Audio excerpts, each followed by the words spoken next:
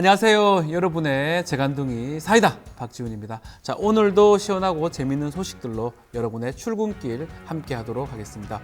자, 오늘 방송 내용 간단하게 말씀드리겠습니다. 먼저 이진아 기자와 함께하는 뉴스픽 코너 준비되어 있습니다. 자, 이어서 오늘 대담한 대담에서는 김병주 의원 또 부승찬 당선인 모시고 최상병 특검 이야기부터 정치 현안까지 이야기 나눠보겠습니다.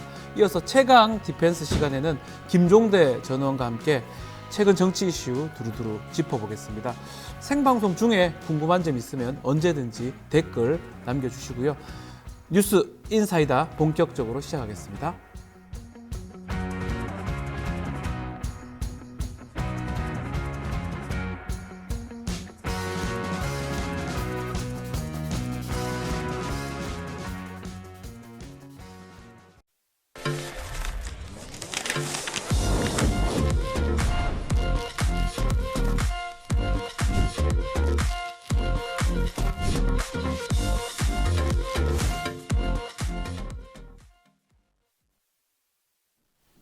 바쁜 아침 오늘 꼭 알아야 할 뉴스 엄선해서 대신 정리해드리겠습니다. 듣기만 해도 이해가 쏙쏙 뉴스 픽 시간입니다. 이진아 뉴스토마토 기자와 함께 이야기 나눠보겠습니다. 안녕하십니까? 네, 안녕하세요. 자, 첫 번째 소식 어떤 이야기 전해주십니까? 네, 이번 주 내내 정치권을 뜨겁게 달군 이야기인데요. 이제 대통령실 새 인선입니다.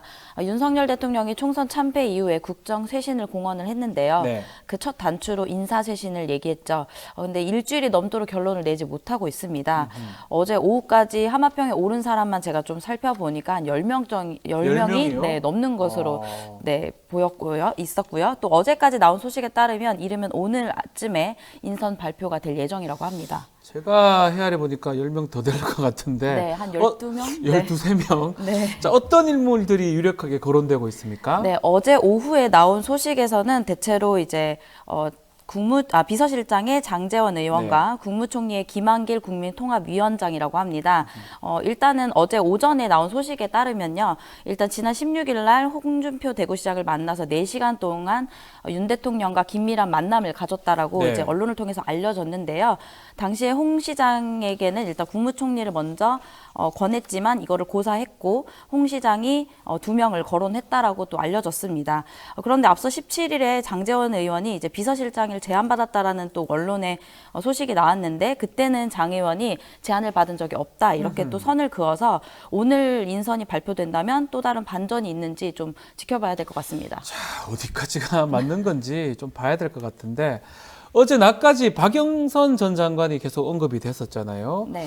대통령실에서는 처음에는 또 아니라고 반박을 했다가 또 익명 관계자 발로 또 맞다 인정하기도 했어요. 어떤 상황입니까? 네, 좀 혼선이 좀 있었는데요. 박영선 전 장관에 대한 불씨는 아직까지 꺼지지 않은 것처럼 또 보이기도 합니다.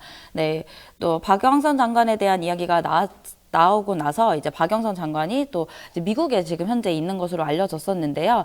어제는 이제 오사카를 경유해서 한국에 온다고 합니다. 그래서 예. 자신의 페이스북에 이제 글을 남겼는데 이분이 이제 내용을 좀 살펴보니까 찰스 디킨스의 두 도시의 이야기의 서문을 인용하면서 대한민국의 미래를 생각한다면 너무도 중요한 시기여서 협치가 기묘하다.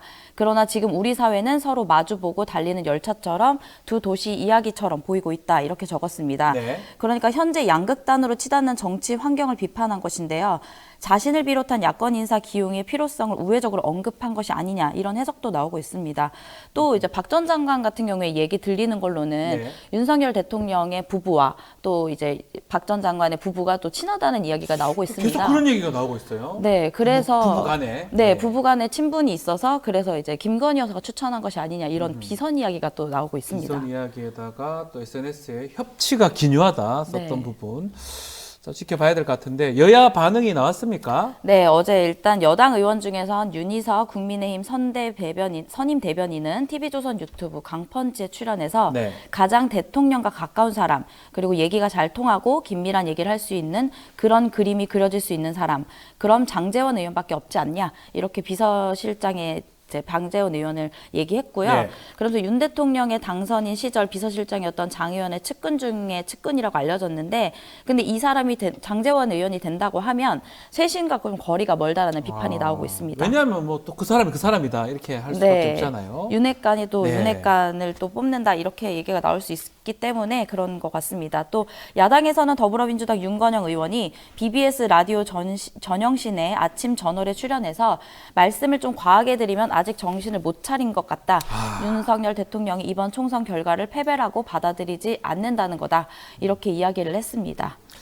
원래 친윤이었던 측근을 다시 기용하는 거. 그러기 때문에 막 비판을 하는 걸로 보이는데 여론조사도 한번 살펴보겠습니다. 최근 조사 따르면 대통령 지지율이 급락을 하고 있는 걸로 보이는데 네.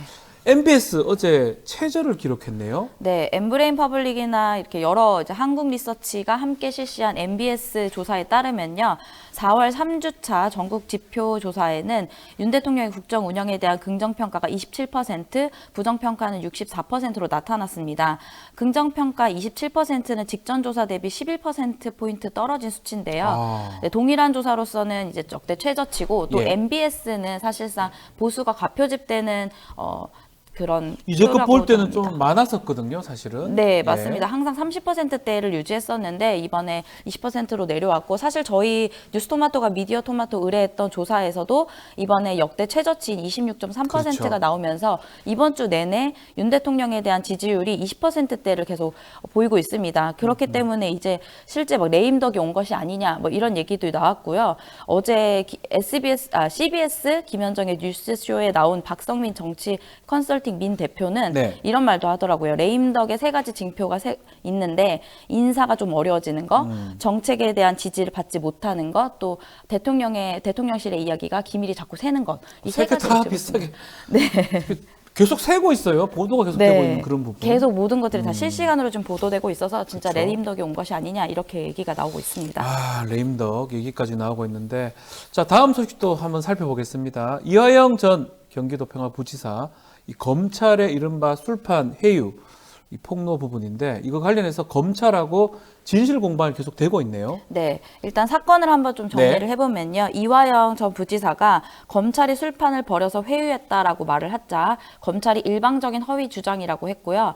그리고 다시 이화영 쪽에서 지도까지 그려가면서 반박을 했습니다. 네. 그러자 이제 사건이 다시 발생했다고 알려진 수원지검에서 당시 교도관 38명이 전수조사를 했고, 또 음식 주문, 출정 기록 등을 확인한 결과 검찰 청사에서 술이 반입된 적이 없고 음주는 물리적으로 불가능하다 이렇게 또 반박을 했는데요.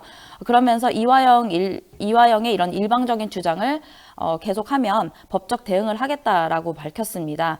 그러자 어제 다시 이화영 쪽에서는 이제 김광민 변호사가 입장문을 내고 이화영 피고인을 거짓말쟁이로 몰아가는 거는 이번 사건 내내 검찰이 악용한 수법이다. 이렇게 진실 공방을 계속해서 이어가고 있습니다. 그렇죠. 이 진실 공방 계속 이어지고 있는데, 자, 결국 이 수사하는 과정에서 편의 제공, 어떤 편의 제공하면서 진술을 회유하고 압박할 수 있는 부분이 있기 때문에 네.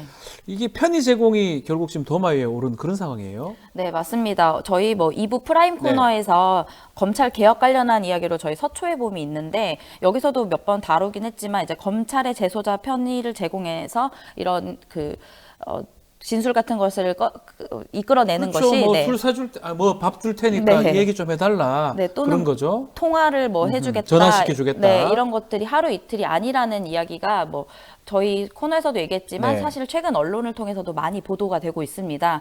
그러다 보니까 이 자체가 논란이 되고 있는데, 최근 알려진 소식에는 이 전 지사가 술판 회유를 벌였다고 주장하는 시기에 수원지검 2차장 검사로 수사를 지휘한 김영일 대구지검 서부지청장이 네. 과거 수영자를 검사실에 불러서 편의를 제공했다가 징계를 받은 사실도 알려졌습니다. 네, 김 지청장은 2018년 제2의 조이팔로 불린 다단계 사기범 김성훈 전 IDS 홀딩스 대표를 검사실로 불러서 외부 전화 통화를 하게 하는 등 이런 편의를 제공해서 징계 처분을 받았다고 합니다. 사실은 저도 변호사 업무를 하지만 네. 이 편의 제공을 어느 정도 할지 네. 그게 문제긴 한데, 커피 같은 것도 주는 경우도 있죠. 네. 또 사는 과정에서. 그렇지만 그 이상이 되고 또 다른 방에 간다든지 또 그렇게 편의 제공을 받으면 또 어떤 더 진술을 더 많이 해주는 거 그런 것들이 항상 문제가 됐는데 자 이번에는 술판을 벌렸냐 안 벌렸냐 네. 이 부분이 아마 가장 중요한 쟁점으로 지금 보입니다. 좀 진실 공방이니까 좀 살펴보기로 하고요. 자 민주당에서는 당대표 흔드는 사건이다 이렇게 하면서 강력하게 대처를 하려고 하는 것 같아요. 네, 어제 민주당 검찰 독재 정치 탄압 대책위원회가 네. 수원지검 앞에서 기자회견을 열었는데요. 민주당 측에서는 이전 부지사가 주장이 사실이라면 수사농단이고 중대 범죄다 이렇게 그렇죠. 이야기를 했고요. 네. 검찰이 스스로 진실을 밝히려는 의지조차 보이지 않는다면서 국정조사, 특검까지 추진을 해서 반드시 진실을 밝혀내야 한다고 말을 했습니다. 네. 아무래도 민주당 입장에서는 이 대표가 선거 전날까지 또 재판에 출석했고 또 앞으로도 계속해서 일주일에 한 두세 번씩 재판에 출석을 해야 된다라는 그런 뭐 부담감도 있고 애로사항도 있고 또 지난 정부에서 또 추진하다가 조금 미완에 그쳤던 검찰개혁이란 과제를 완수하지 못했기 때문에 이렇게 좀 더 강력하게 이야기하는 것이 아닌가 이런 좀 생각이 듭니다. 자, 21대 국회는 이제 얼마 안 남았습니다. 막바지에 있습니다. 제1야당인 더불어민주당 윤석열 대통령이 거부권 행사하는 법안들이 많습니다. 네. 그것을 다시 추진한다는 얘기가 있어요. 네, 그동안 대통령의 거부로 9개 법안이 거부가 됐었는데 네. 더불어민주당이 새 양국관리법을 시작으로 전세사기 특별법 개정안과 최상병 특검법 또 5월 말까지 21대 국회에서 모두 처리하겠다라고 밝혔습니다. 총선 압승의 기세를 이어서 한 달여 남은 21대 국회를 그냥 보내지 않겠다라는 입장인 것으로 보입니다. 자, 본회의도 5월 초에 하나 있을 것 같은데 일단 새 양국관리법 내용 좀 짚어주셔야 될 것 같은데요. 네, 새 양국관리법 개정안은 쌀값이 기준 가격보다 폭락하거나 폭등할 경우에 정부가 초과량을 사들이도록 한 법입니다. 민주당은 농업 경쟁력 확보와 안정적인 식량 공급의 명분을 들어서 앞서 대통령의 거부권 행사로 폐기된 법안을 고쳐서 발의를 한 것인데 국회 농해수위에서 민주당 등과 야당 의원 등이 찬성해서 본회의 직회부가 결정됐습니다. 어제. 네, 총 투표수 12표 중 가결 12표로 가결이 됐습니다. 아마 민주당 야당만 나왔기 때문에 전원 가결로 지금 올라간 것 같은데 네. 여당 입장 반응이 어땠습니까? 네, 여당은 계속해서 이제 야권이 이제 국회법을 무시하고 있고 또 입법을 폭주하고 있다라는 주장을 계속해서 이어가고 있는데요.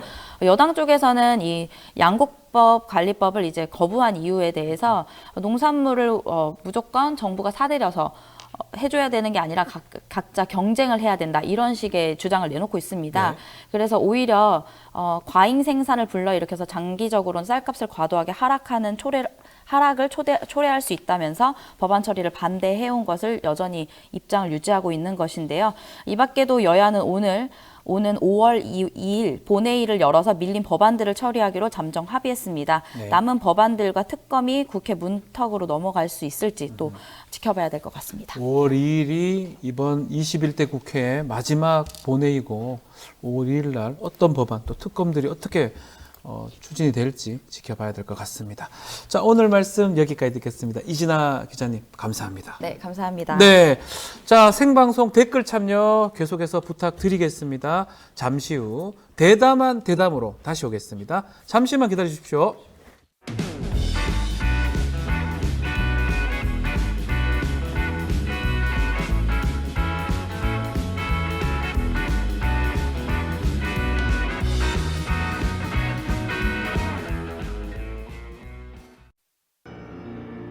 손정범 피아노 리사이틀.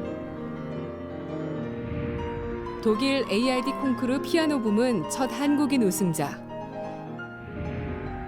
피아니스트 손정범이 들려주는 슈베르트, 쇼팽, 리스트의 걸작.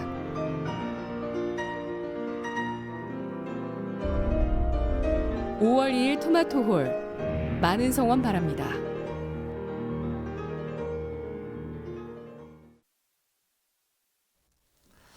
자, 오늘 대담한 대담 시간입니다. 김병주 의원 또 부승찬 당선자 모시고 최상병 특검 얘기 또 정치 현안 이야기 나눠보겠습니다. 두 분 안녕하십니까? 네, 안녕하세요. 자, 두 분 당선 축하드립니다. 우리 김병주 의원님은 재선이지만 지역구 첫 네. 당선이고 또 부승찬 당선자는 초선입니다. 소감 한 말씀 부탁드리겠습니다.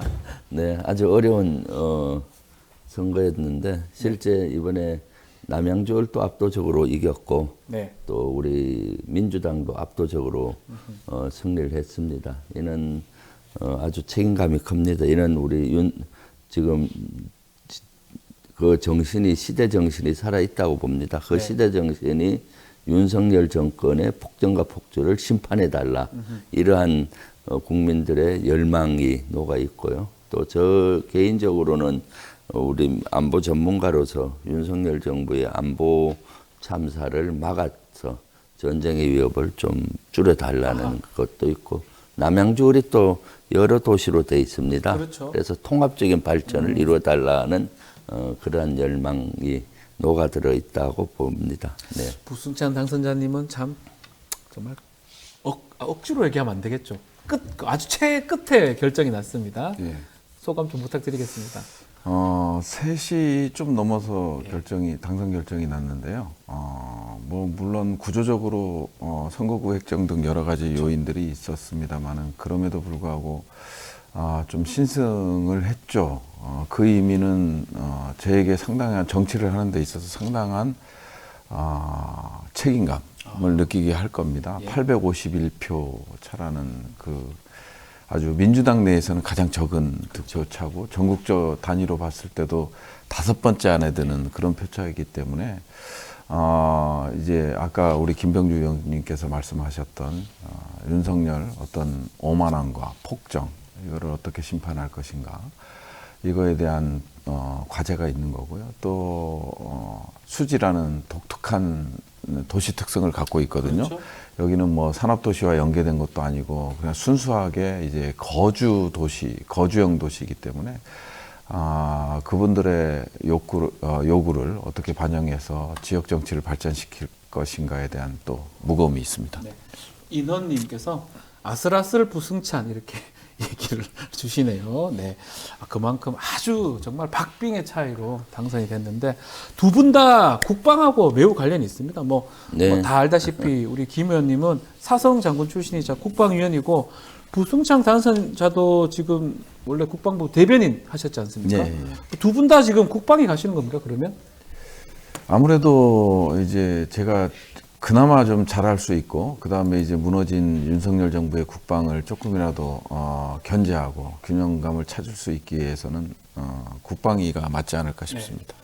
다른 데 생각이 있으십니까? 아닙니다. 지난번에도 국방위 또 국방에 가시는 겁니까? 국방위를 가야죠. 왜냐하면은 지금 윤석열 정부의 가장 못하는 것 중에 하나가 저는 안보 참사, 외교 참사라고 합니다.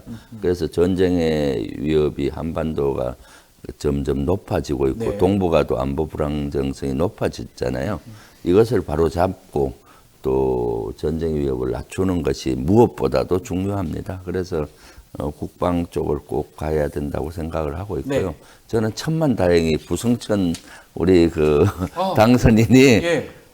된 것이에요. 왜냐하면 지금 우리 예비역 장군 출신 중에도 이번에 출마를 꽤 했었는데 특히 김도균 수방사령관 출신이 안 되고 그렇죠. 또 해군제도 그 총장하셨던 한기철 한기철. 그런 분들이 들어와서 우리 민주당에 좀 안보를 책임져 줬으면 하는 간절한 바람이 있는데 안타깝게도 낙마하시고 우리 부승찬만 됐어요. 그래서 제가 천만다행이라고 생각하고 둘이 같이 국방위를 이끌고 나갈 수 있는 그러한 파트너가 생겨서 네. 저는 너무 행복합니다. 국민의힘 쪽에는 좀 네. 군 출신들이 좀 많이 당선됐습니까? 네, 이번에? 거기도 많이 우리보단 많이 됐죠. 한기호 위원장하고 의원. 네. 이번에 안보실 2차장 하던 임종덕 그 육군 소장 출신으로 알고 있는데 그다음 육군 소장 출신인 강선영이가 네. 여군 장군 비례대표로. 네, 비례대표로 되고 그다음 유용원 기자라고 국방 전문 네. 기자 아우, 저도 그 4명이 이제 포진을 하게 돼서 네. 저희보다 세는 센데 사실 우리 두 사람은 일당백하는 사람들 아니에요. 그래도 그나마 국방위에서 그래도 군 출신들이 그래도 좀 대화하기나 뭐 의견 나누기 조금 더 낫지 않습니까? 일반보다는. 근데 그렇지 이제 뭐 않습니까? 상임위를 지켜보면서 네. 느낀 거지만 그렇지도 않은 것 같아요. 예. 그리고 이번 국방위를 바라보면서 뭐 최수근 상병 특검도 있지만은 뭐 이제 독도 영유권과 네. 관련된 문제, 홍범도 장군 관련된 문제, 그 다음에 육군사관학교 이제 교과과정 왜곡 뭐 이런 거부터 시작을 해서 정말 많은 이슈들이 산적해 있기 때문에 어떻게 논리적으로 싸워 나갈 네. 것인가. 그리고 이제 좀 있으면 이제 미국 대선도 있지 않습니까? 트럼프 2기 가능성도 좀 높아 보이는 그렇죠. 상황에서 트럼프 대통령. 제가 이제 트럼프 1기 때 국방부 장관 보좌관을 했었는데 이제 거기에 이제 방위비 분담금 청구라든지 전략자산 정계 비용 청구라든지 이런 문제들이 산적해 있기 때문에 이제 국회 차원에서 어떻게 해나갈 것인가. 외교적으로 또 국내적으로 상당히 위태로워진 국방을 바로서게 할 수 있는 그런 관점에서 좀 접근을 해야 되지 않을까 싶습니다. 21대하고 22대의 공통점 하나는 있어요. 어떤 겁니까? 군 출신 중에 별 4개, 대장 출신은 21대도 좋은자였고 22대도 좋은자예요. 한규 의원은 삼성장 삼성이고 출신입니다. 네. 국민의힘에서는 그 소장 출신 네. 두 분이 돼서 네. 사실 뿌듯하십니까? 그래서 일당 100이죠. 왜냐하면, 쓰리스타 10명을 해도 포스트 한 명을 못 맞습니다. 당하잖아요. 그래서 수적으로 다소 우리가 조금 국방 전문가들이 조금 열세하긴 하지만은 압도할 수 있을 것이다. 이게 일반인들은 잘 모르고 있는데 사성 장군이 주는 이 무게감이라든지 이미지라든지 이런 것들이 이 군복을 입어본 사람들은 알고 있는 거거든요. 근데 이제 그런 차원에서 봤을 때는 우리 김병주 의원님 같은 경우는 진짜 이제 군문을 나설 때 계급이 주는 그 위압감이라는 게 어마어마할 겁니다. 저도 저기 소령 출신 그러니까 소령이라 소령 출신이고 보니까 사실은 네. 한규 의원님하고는 제가 근무한 적도 있어 같이 네. 봤던 것 같은데 그렇죠. 우리 김병주 의원님은 제가 보지를 못할 정도로 높았던 그런 기억이 납니다. 자, 국방위 얘기 좀 해보겠습니다. 자, 최상병 특검 얘기하지 않을 수 없는데요. 민주당이 21대 국회에서 이 특검 처리를 하려고 하는 것 같아요. 의원님, 네. 왜 21대에서 이것을 처리하려고 합니까? 네, 21대에서 못하면 저는 그 최상병 특검이 실질적으로 이루어지기 어렵다고 네. 봅니다. 왜냐하면 지금 핵심 키워드가 핵심이 어딘가 하면은 국방부 장관이 결재를 해놓고 하루 만에 바뀌었는데 그렇죠. 그 사이에 대통령이 지시를 내서 바뀌었다는 의혹 요거잖아요. 네. 대통령이 전화를 했느냐 안 했느냐 또 실제 외압을 행사했느냐 안 했느냐가 그건데 대통령실에서 온 공의 전화 아마 7월 31일 날 11시 45분경에 온 전화 그것이 가장 핵심이라고 봐요. 그런데 통신 이런 문자라든가 통신에 대해서 제가 알기로는 1년이 지나면은 거의 다 이제 유효기간이 지나서 삭제를 하는 것 같아요. 네. 그러면은 7월 달 지나가면은 특검이 열린다고 해도 제대로 밝혀질 수가 없잖아요.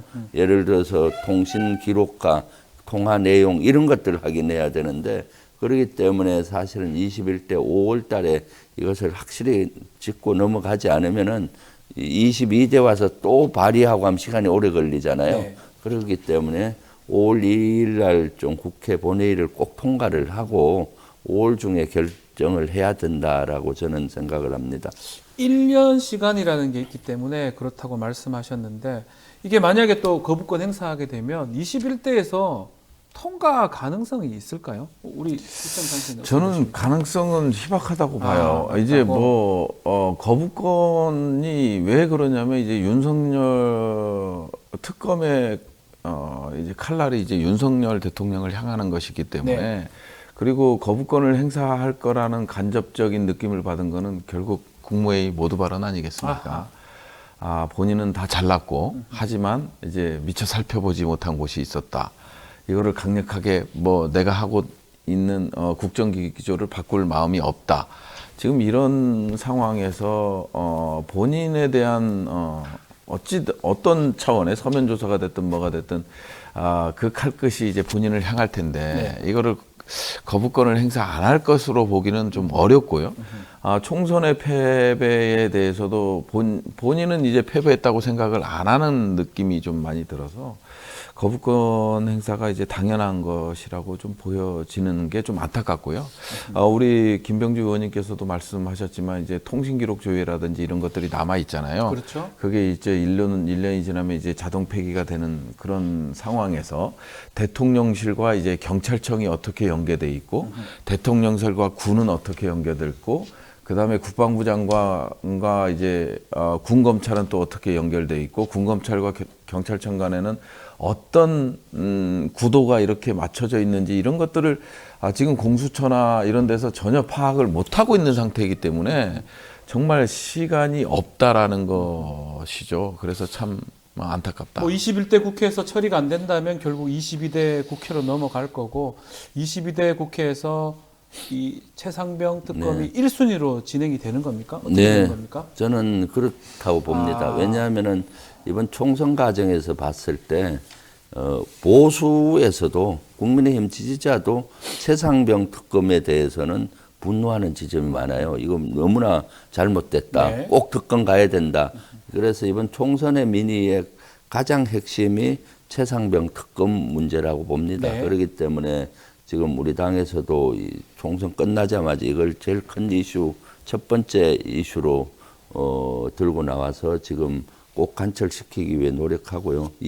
만약에 21대에서 이것이 통과되지 않으면 바로 22대에 다시 발의해서 최대한 빨리 이것을 통과시켜야 된다고 봅니다. 지금 뭐 하여튼 이 최상병 관련돼서 사건이 아마 크게 세 가지 같아요. 임성근 사단장이 이 과실이 있냐, 처벌받아야 되냐 그 부분, 그리고 어디서 지시를 해가지고 이게 번복됐느냐 두 번째, 세 번째는 항명죄가 되는 거죠.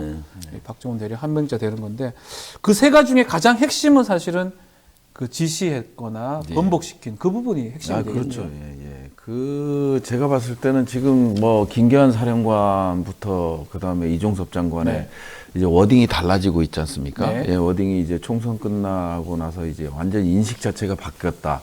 이러다 보면 갈 것 같다. 지금 이종섭 장관 측에서는 이제 공수처에다가 벌써 4번째 빨리 조사 수사를 해달라라는 요구가 있었고, 그 다음에 이제 김계환 사령관 같은 경우는 이제 말 못한 고민만 가득하다라는 표현 자체가 그런 것들이 이제 결국은 총선 이후에 나온 메시지이기 때문에 상당히 이런 핵심 피의자나 어떤 참고인들이 상당히 그 멘탈 자체가 지금 붕괴되고 있는 게 아닌가 하는 생각이 들어요.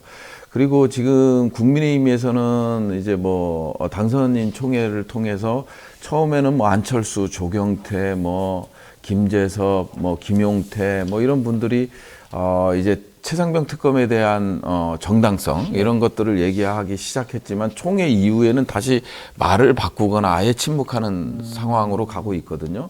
그래서 21대에서는 좀 단일 대화하는 모습을 좀 보이고 있는 게 사실이에요. 그러다 보니까 이게 특검법이 이제 본회의를 통과하더라도 과연 이게 될까 하는 좀 우려가 있습니다. 이종섭 전 장관 얘기하지 않을 수 없습니다. 지금 신속하게 공수처에서 수사를 좀 해달라 얘기를 좀 하고 있거든요. 뭐 얘기 취지는 그래요. 특검 하지 말고 이거 해달라 뭐 이런 걸로 인식이 되는 것 같은데 뭐 동기이시기도 하고 어떤 상황입니까 이종섭 지금 장관은요?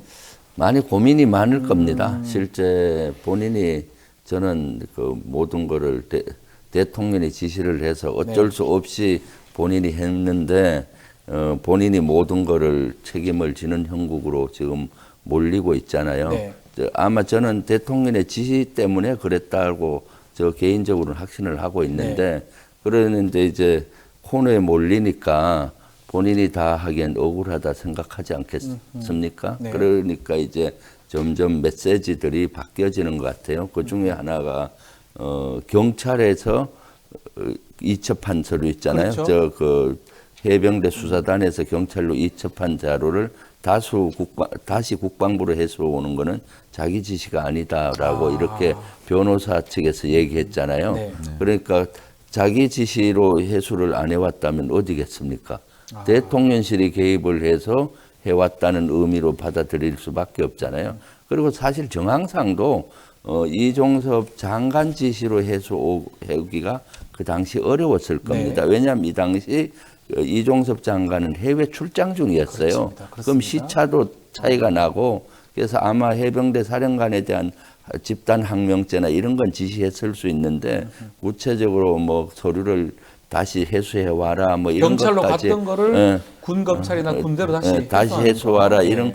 구체적인 지시를 해외 출장 가면은 시간이 빡빡하거든요. 그렇죠. 그런 사이에 틈틈이 지시를 해야 될 텐데 그렇게 하기가 쉽진 않았을 것이다. 지금 이제 하나하나 발뺌을 하잖아요. 예. 이건 내가 지시한 바가 없다. 그러면 다른 데서 지시했는데 국방부 장관이 지시해서 이렇게 했던 것들을 바꿀 수 있는 데는 어디겠습니까? 대통령실이고요. 그렇죠. 재판 과정에서도 대통령실에 뭐 무슨 비서관이 경찰청으로 지시해서 어떻게 이런 것들이 속속 나오고 있잖아요. 네. 그래서 지금 이종섭 장관도 신경 변화를 하기 시작한 것 같다. 혹시 생각이 이런 게 듭니다. 조금 불안해서 호주 대사로 네. 이렇게 가라고 한 거 아닌가? 뭐 그게 민주당 쪽 얘기기도 하고요. 아니 일단 뭐 호주 대사의 격 자체가 이제 호주 대사의 그 전에 호주 대사의 면면을 보면 격 자체가 이제 차관법급이 같단 그렇죠. 말이에요. 밑에였잖아요, 원래. 상당히 밑에고 주요국은 아니잖아요. 예, 그리고 이제 뭐 방산과 관련돼서도 전임 대사가 워낙 이제 뭐 레드백 장갑차부터 시작을 해서 이제 자주포 이런 거에 대한 수출을 이미 확정을 지은 상태이고 네. 국방부나 저도 이제 국방부 대변인 하면서 이제 방산과 관련된 수출과 관련된 일정들을 많이 소화했거든요. 뭐 해외 노르웨이도 다녀오고 뭐 프랑스도 다녀오고 이제 유럽 국가들도 장관 모시고 다녀오면서 결국 방사청과 국방부는 이제 이제 방산과 관련돼서 서포트하는 기능을 많이 합니다. 그렇죠. 보증이나 서포트하는 기능이지 실질적으로 뭐 장관이 갔다고 해서 그게 달라지거나 이런 건 아니거든요. 그래서 처음부터 좀 이상했네요. 예, 그럼요. 격 자체가 이제 외교 전 장관을 굳이 호주 대사로 예, 보냈냐. 예. 그런데 이제 결국은 지금 나오는 것들에 대한 우려 때문인 것 같아요. 뭐 이제 이첩 서류에 대한 회수를 귀국 후에 사후 보고 받았다라든지 하나씩 바꾸고 예, 있어요. 예, 이런 것들이 이제 나오는 건데 그 다음에 이제 앞으로 나올 거는 전 예측으로는 이제 결제와 관련된 거, 결제한 거에 대한 것들에 대해서도 이거는 이렇게 해서 바뀌었다. 네. 뭐 이런 것도 이제 추후에 나오지 않을까 하는 생각이 들어져요. 이런 거를 공수처에서 막 전격적으로 하기에는 조금 부담스러운 건가요? 특검으로 굳이 또 해야 되는 상황인가요? 공수처는 나름 하려고는 초기에 했던 것 같아요. 그런데 지금 보십시오. 대통령실과 그 윤 정부 관련 기관에서 조직적으로 방해를 해왔잖아요. 예를 들면은 조사를 해야 되는데 네. 지금 호주 대사로 임명을 해서 도피성 해유성으로 보내고 출국 금지 공수처에 시켜놨는데 네. 이것도 그 법무부에서 해제해서 보내버리고 그렇죠. 이런 것들을 수사를 제대로 할 수 없는 여건을 만든 것이 하나라고 보고요. 또 두 번째는 공수처장이 오랫동안 지금 공석이잖아요. 공석입니다, 아직까지. 공수처장 대리도 공석으로 네. 제가 알고 있는데 이렇게 지휘부가 공석이면은 이건 대단히 정치적인 결단이 필요한 그 수사잖아요. 네. 필요하면 대통령도 수사를 해야 되는 그런 조사를 해야 되는 이런 상황에 공수처가 제대로 움직여질 수가 없는 것이죠. 네. 그러다 보니까 지금 공수처도 국민의 신뢰를 이제 많이 잃었고요. 그러다 보니까 특검밖에는 해답이 없다. 이렇게 되는 거죠. 네. 자, 이 최상병 특검이 1호라고 하지만 이미 거부권 행사된 법안들이 많습니다. 네. 9개가 되는데 네. 22대 국회 때는 뭐 이 특검 비롯해서 많은 법안들을 좀 올립니까? 우리 부수장 당선인 보시기엔 어떻습니까? 민주당에서? 그럼요. 지금 거부권 행사한 법들은 다 이제 현안에 있어서 가장 중요하고 그렇죠. 그다음에 이제 윤석열의 어떤 국정농단, 폭정, 그리고 김건희 그 가족관계 뭐 이런 것들이 다 결부돼 있고 그다음에 이제 민생 법안들 아까 뭐 양곡관리법도 나왔습니다만 민생 법안들도 있고 그렇기 때문에 9개 법안은 다 올리는 게 맞다고 보여지고요. 네. 그런 것들이 윤석열 정권의 어떤 거부권을 거부하기 위해서 이제 이번 총선에서 민심이 그대로 드러난 것이기 때문에 이 9개 법안에 대해서는 바로바로 처리를 해야 되지 않을까 싶습니다. 법안은 사실은 결국 법사위가 가장 중요하거든요. 네. 그러다 보니까 벌써 지금 얘기가 되는 게 22대 법사위원장 누가 하느냐 그 얘기 벌써 여야에서 지금 팽팽하게 지금 대립되고 있는데 누가 하면 적절합니까? 저는 당연히 그 다수당이 해야 다수당 된다고 민주당. 봐야 예. 됩니다. 사실 그동안 우리 민주당이 다수당이면서도 법사위원장을 국민의힘에게 양보를 했잖아요. 김도 위원장이었죠. 하다 보니까 거기에서 많은 법 중에서 이슈되는 법이 그냥 제대로 통과가 되지 않으니까 입법부가 유명무실한 경우가 많았습니다. 네. 정치적인 쟁점 법안에서. 그래서 우리 이번에 국민들께서 압도적인 다수를 만들어 주셨는데 법사위원장이 만약에 국민의힘으로 간다? 그러면 그 힘을 발휘할 수가 없습니다. 그래서 지금 행정부, 특히 윤석열 대통령을 견제하고 또 제대로 좀 그 수레바퀴를 바르게 해달라라는 국민적인 열망인데 그 견제를 하고 무너진 이러한 것들을 바로 세우는 걸 입법부가 해달라는 것이 이번에 국민의 소리입니다. 네. 그럼 입법부가 제대로 하려면 국회의장과 법사위원장을 당연히 다수 의석을 가진 민주당이 해야 이것을 행정부를 견제할 수 있는 거죠. 이것만이 아니라 운영위원장도 사실 국회 운영위원장. 민주당이 해야 됩니다. 운영위원장은 그 대통령실을 견제하는 기능을 하고 있잖아요. 그런데 그렇죠. 대통령실에서 불거진 의혹들이 있을 때마다 운영위를 요구했는데 운영위원장 반대로 제대로 되질 못했어요. 예를 들면 뭐 김건희 여사 디올백 문제든 또는 2030 엑스포에서 29개 나라만 지지받고 이런 엉터리 같은 것들은 대통령실을 그 운영위를 열어서 확인을 해야 되잖아요. 네. 그리고 참모들이 또 대통령실 교체되고 또 인사 참사가 일어나면 해야 되는데 그럴 때마다 운영위를 요구했는데 운영위가 열리긴 하지만은 반쪽만 열려서 또 대통령실 출석도 안 하고 하다 보니까 유명무실하게 된 것입니다. 법사위원장하고 국회 운영위원장은 반드시 가져가야 된다. 네. 또 뭐 지난 21대 기억하실 것 같은데 18개 상임위원장 다 민주당이었죠. 있었거든요. 예, 그때도 이제 상임위원장이 이제 합의가 안 되다 보니까 예. 이제 결국은 국민의힘에서 보이콧하는 바람에 상임위원장 전부를 이제 민주당이 차지하는 네. 그런 아이러니한 상황도 있었죠. 근데 법사위 같은 경우는 이번 거부권 행사부터 시작을 해서 우리가 이제 패스트 트랙으로 계속 올리고 있는 거잖아요. 그렇죠. 이것도 절차가 맞지 않는 거잖아요. 패스트가 아니에요. 상당히 예. 오래 걸립니다. 예. 그래서 이제 그런 것들을 고려했을 때 법사위원장은 반드시 민주당이 가져오는 게 맞고요. 그 다음에 이제 다수 의석을 차지했기 때문에 네. 그거에 대해서는 양보해서는 안 된다고 보여지고요. 운영위원회 같은 경우는 뭐 김건희 여사 이슈도 있지만은 기본적으로 이제 저는 대통령실 이전과 관련된 문제를 좀 파헤치고 싶어요. 그래서 운영이 가고 싶은 생각도 있는 거죠. 솔직히. 아니 그거는 이제 네. 그게 가능하니까. 두 개 다 됩니까? 그래서 우리 운영위는? 의원님께서 네. 국방위와 운영이 네, 주로 같이 하고 국방이 계십니까? 같이.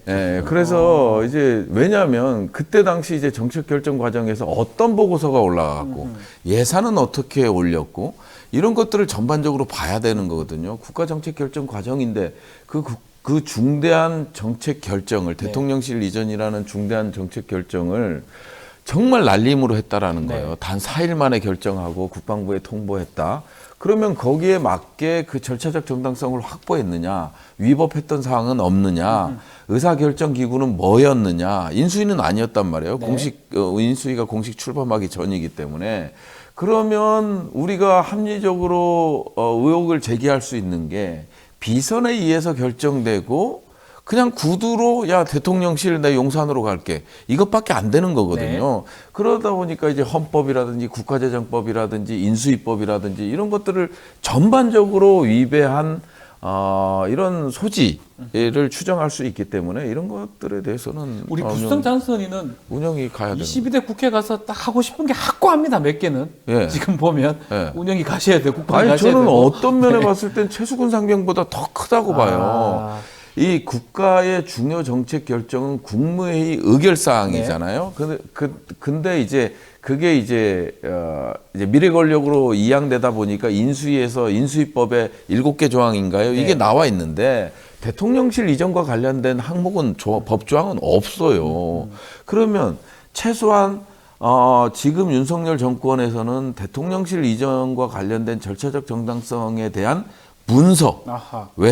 예산 추계 이런 것들은 갖고 있을 거 아니에요. 그렇죠. 갖고 있 그걸 한번 보고 싶다라는 보고 싶다. 거예요. 예. 예. 알겠습니다. 이 현안도 조금 짚어 보면요. 지금 인선 관련된 얘기가 계속 나오고 있습니다. 뭐 지금 어제 같은 경우는 일각에서 비선 논란까지 지금 네. 일었습니다. 대통령의 인선 문제도 한번 짚어주시죠. 어떻게 보십니까, 김병주 의원님? 지금 아직 정신을 제대로 못 차린 것 같습니다. 대통령. 사실은 이렇게 되면은 네. 뭐 대통령이 먼저 나와서 사과하고 네. 뭐가 잘못됐는지 하고 인사도 개편을 어떻게 할 건지에 대한 정확한 철학을 가지고 해야 되는데 지금 뭐 갈팡질팡하고 있잖아요. 네. 그리고 여론에 간보기만 하고 있고요. 그래서는 안 되는 거죠. 그리고 최근에 뭐 민주당에 계셨던 분들을 또 뭐 영입하니 네. 이런 등등 갈팡질팡하고 있는 걸로 봐서는 아직 윤석열 대통령의 쇄신 의지가 아하. 부족하다. 그런 생각이 듭니다. 이 양정철, 박영선 네. 두 사람 얘기를 하시는 걸로 좀 들리는데 네. 뭐 좀 일각에서는 다른 쪽에서 작동했다. 이 두 사람은 K로 해야 되나요? 하여튼 그런 얘기가 있는데 이게 지금 말이 되는 얘기입니까? 어떻게 봐야 됩니까? 일단 절차가 잘못됐어요. 네. 이것도 절차의 문제인데 기본적으로 지금 총선이 끝났기 때문에 야당 대표와 일단 만남을 갖고 그 상황 속에서 국정기조를 어떻게 야당과 협조해서 조정해 나가겠고 그 다음에 인선 자체도 이렇게 가야 되겠다라는 게 맞는 건데. 네. 일반 개인에 대한 접촉을 하잖아요. 그것도 민주당 인사에 대한 개인에 대한 접촉, 뭐 했는지 안 했는지 뭐 부인은 했습니다만은 뭐 박영선 저도 얘기를 많이 들었어요. 뭐 이제 대통령 부부와 이제 원래 친분이 있는 오래된 몇십 년의 이제 친분이 있는 사이다. 뭐 이런 거부터 시작을 해서 그 다음에 이제 또 민주당 내에서 친명과 이제 친문을 이제 갈라치게 하는 이런 전략이다 이런 얘기도 있는데요. 이거에 대해서 진단을 해보자면 결국은 철학의 부재인 거죠. 정치 철학의 부재. 철학의 부재가. 예, 그거를 2년 동안 지금 대통령실은 보여줬고 대통령과 대통령 부인이 이거를 보여줬잖아요. 정치 철학. 그래서 그런 철학이 부재한 이유는 뭐냐면 리더는 국가의 리더는 어떤 사람을 선택해야 되는지를 윤석열 대통령을 보면서 느끼는 거죠. 이게 인선에 이제 나타난 게 아닌가 저는. 근데 그렇게 결국 총리는 이제 국회 인준이 필요하잖아요. 네, 그렇죠. 결국은 야당이 반대하면 안 되기 때문에 네. 절대 다수이기 때문에 그래서 야당 인물을 또 기용할 수밖에 없다. 또 이런 얘기를 하는 것 같은데 어떻게 보십니까? 총리 없이 할 수도 없고. 총리가 국회 인준이 필요하니까 네. 합리적인 사람을 쓰면 되는 거죠. 우리가 뭐 국민의힘 또는 무조건 그쪽 인사라고 반대하는 건 아닙니다. 실제 합리적이고 국민으로부터 존경받고 또 국정을 잘 쇄신해 갈 사람을 한다면 왜 반대하겠습니까? 네. 그러니까 그런 사람을 찾으려고 노력하면 되는 것이지 우리 민주당이 반대할 것이다. 그래서 야당 인사를 써야 된다. 이것은 뭐 맞는 논리는 아니고요. 네. 실제 그렇기 때문에 조금 전에 부성찬 당선인도 얘기했지만 철학이 부재한 거죠. 지금 국민이 원하는 건 뭐겠습니까? 국정 기조를 바꾸라. 지금까지 잘못된 기조를 바꾸라. 통합 정치를 해라. 네. 여야 협치도 하고 해라. 또 민생을 바라보면서 민생을 지금 가장 어려우니까 바로 세우라. 이런 거지 않습니까? 그렇죠. 예. 그런 시대 정신에 맞는 사람을 국무총리로 임명을 하면 괜찮으면 동의하는 겁니까? 동의하는 거죠, 사실은. 아. 우리 야당에서도 예. 국가가 잘 되고 하는 걸 원하는 것이지 반대하는 경우는 편협적이고 뭐 그런 거죠. 네. 그런 사람들의 인사를 하니까 반대하는 것인 거죠. 네. 자, 그리고 민주당 내부에서는 계속 이 얘기 자꾸 나오고 있어요. 언론에서도 자꾸 주목을 하는 것 같은데 이재명 대표 연임해야 되냐 말아야 되냐 이 부분 짧게 한번 어떻게 보십니까? 저는 연임에 찬성이에요. 찬성이십니까? 아니 이제 개인적인 입장이지만 개인적 의견이신데. 개인적인 의견인데 찬성인 게 결국은 당헌 당규상에는 연임이 불가능하다라는 조항은 없거든요. 그리고 이번 총선에서 이제 확실한 리더십을 보여줬고 네. 공천 과정에 있어서도 그런 것들을 보여주고 적재조소에 이제 인재들을 등용하는 모습이라든지, 그 다음에 이제 민생에 대한 물론 윤석열 대통령은 뭐 포퓰리즘이다, 전체주의다라는 네. 표현까지 쓰면서 이제 야당 대표가 이제 제기한 그런 민생과 관련된 것들에 대해서 이제 비판적인 시각을 드러냈잖아요. 그럼에도 불구하고 저는 이재명 대표께서 지금까지 해오셨던 그런 것들을 봤을 때 연임이 가능하다. 그리고 이제 대선 이제 1년 앞두고인가요? 네. 그렇게 하고 나서 이제 대선으로 간다. 연임을 할 수는 없지만 예. 그 전에는 당헌 당규상에는 문제가 없고 그 다음에 이제 대다수 국민들이 이제 이재명 대표에 대한 그런 평가도 했기 때문에 네. 뭐 전혀 문제 없다고 보여집니다.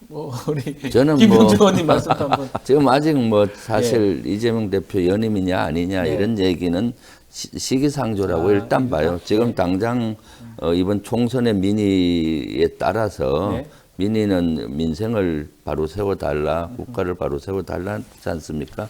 그러니까 당장은 이재명 대표님 중심으로 똘똘 뭉쳐서 이러한 민의를 반영하는 게 최선이라고 보고요. 네. 그리고 나서 이제 지금 또 하나는 원내대표 22대를 빨리 지휘부를 만들어서 5월 30일부터 22대가 순항을 하면서 윤석열 정부를 견제하는 것이 두 번째 과제고요. 그러다 보면은 이제 또 자연스럽게 그 다음 국면이 이제 전당대회 어떻게 할 것이냐인데 지금은 적절하지 않는 것 같고, 하여튼 당 대표는 저는 시대 정신을 반영하신 분이어야 된다. 조금 전에 얘기했던 그런 시대 정신, 알겠습니다. 그런 시대 정신의 적합자는 사실 이재명 대표라고 저도 개인적으로 생각해요. 하지만 네. 아직까지는 뭐 그 네. 논의는 좀 네. 이후에 해보자. 네. 알겠습니다. 자, 오늘 말씀 여기까지 들어야 될 것 같습니다. 김병주 의원 또 부승창 당선자와 함께 이야기 나눴습니다. 두 분 감사합니다. 네, 감사합니다. 예.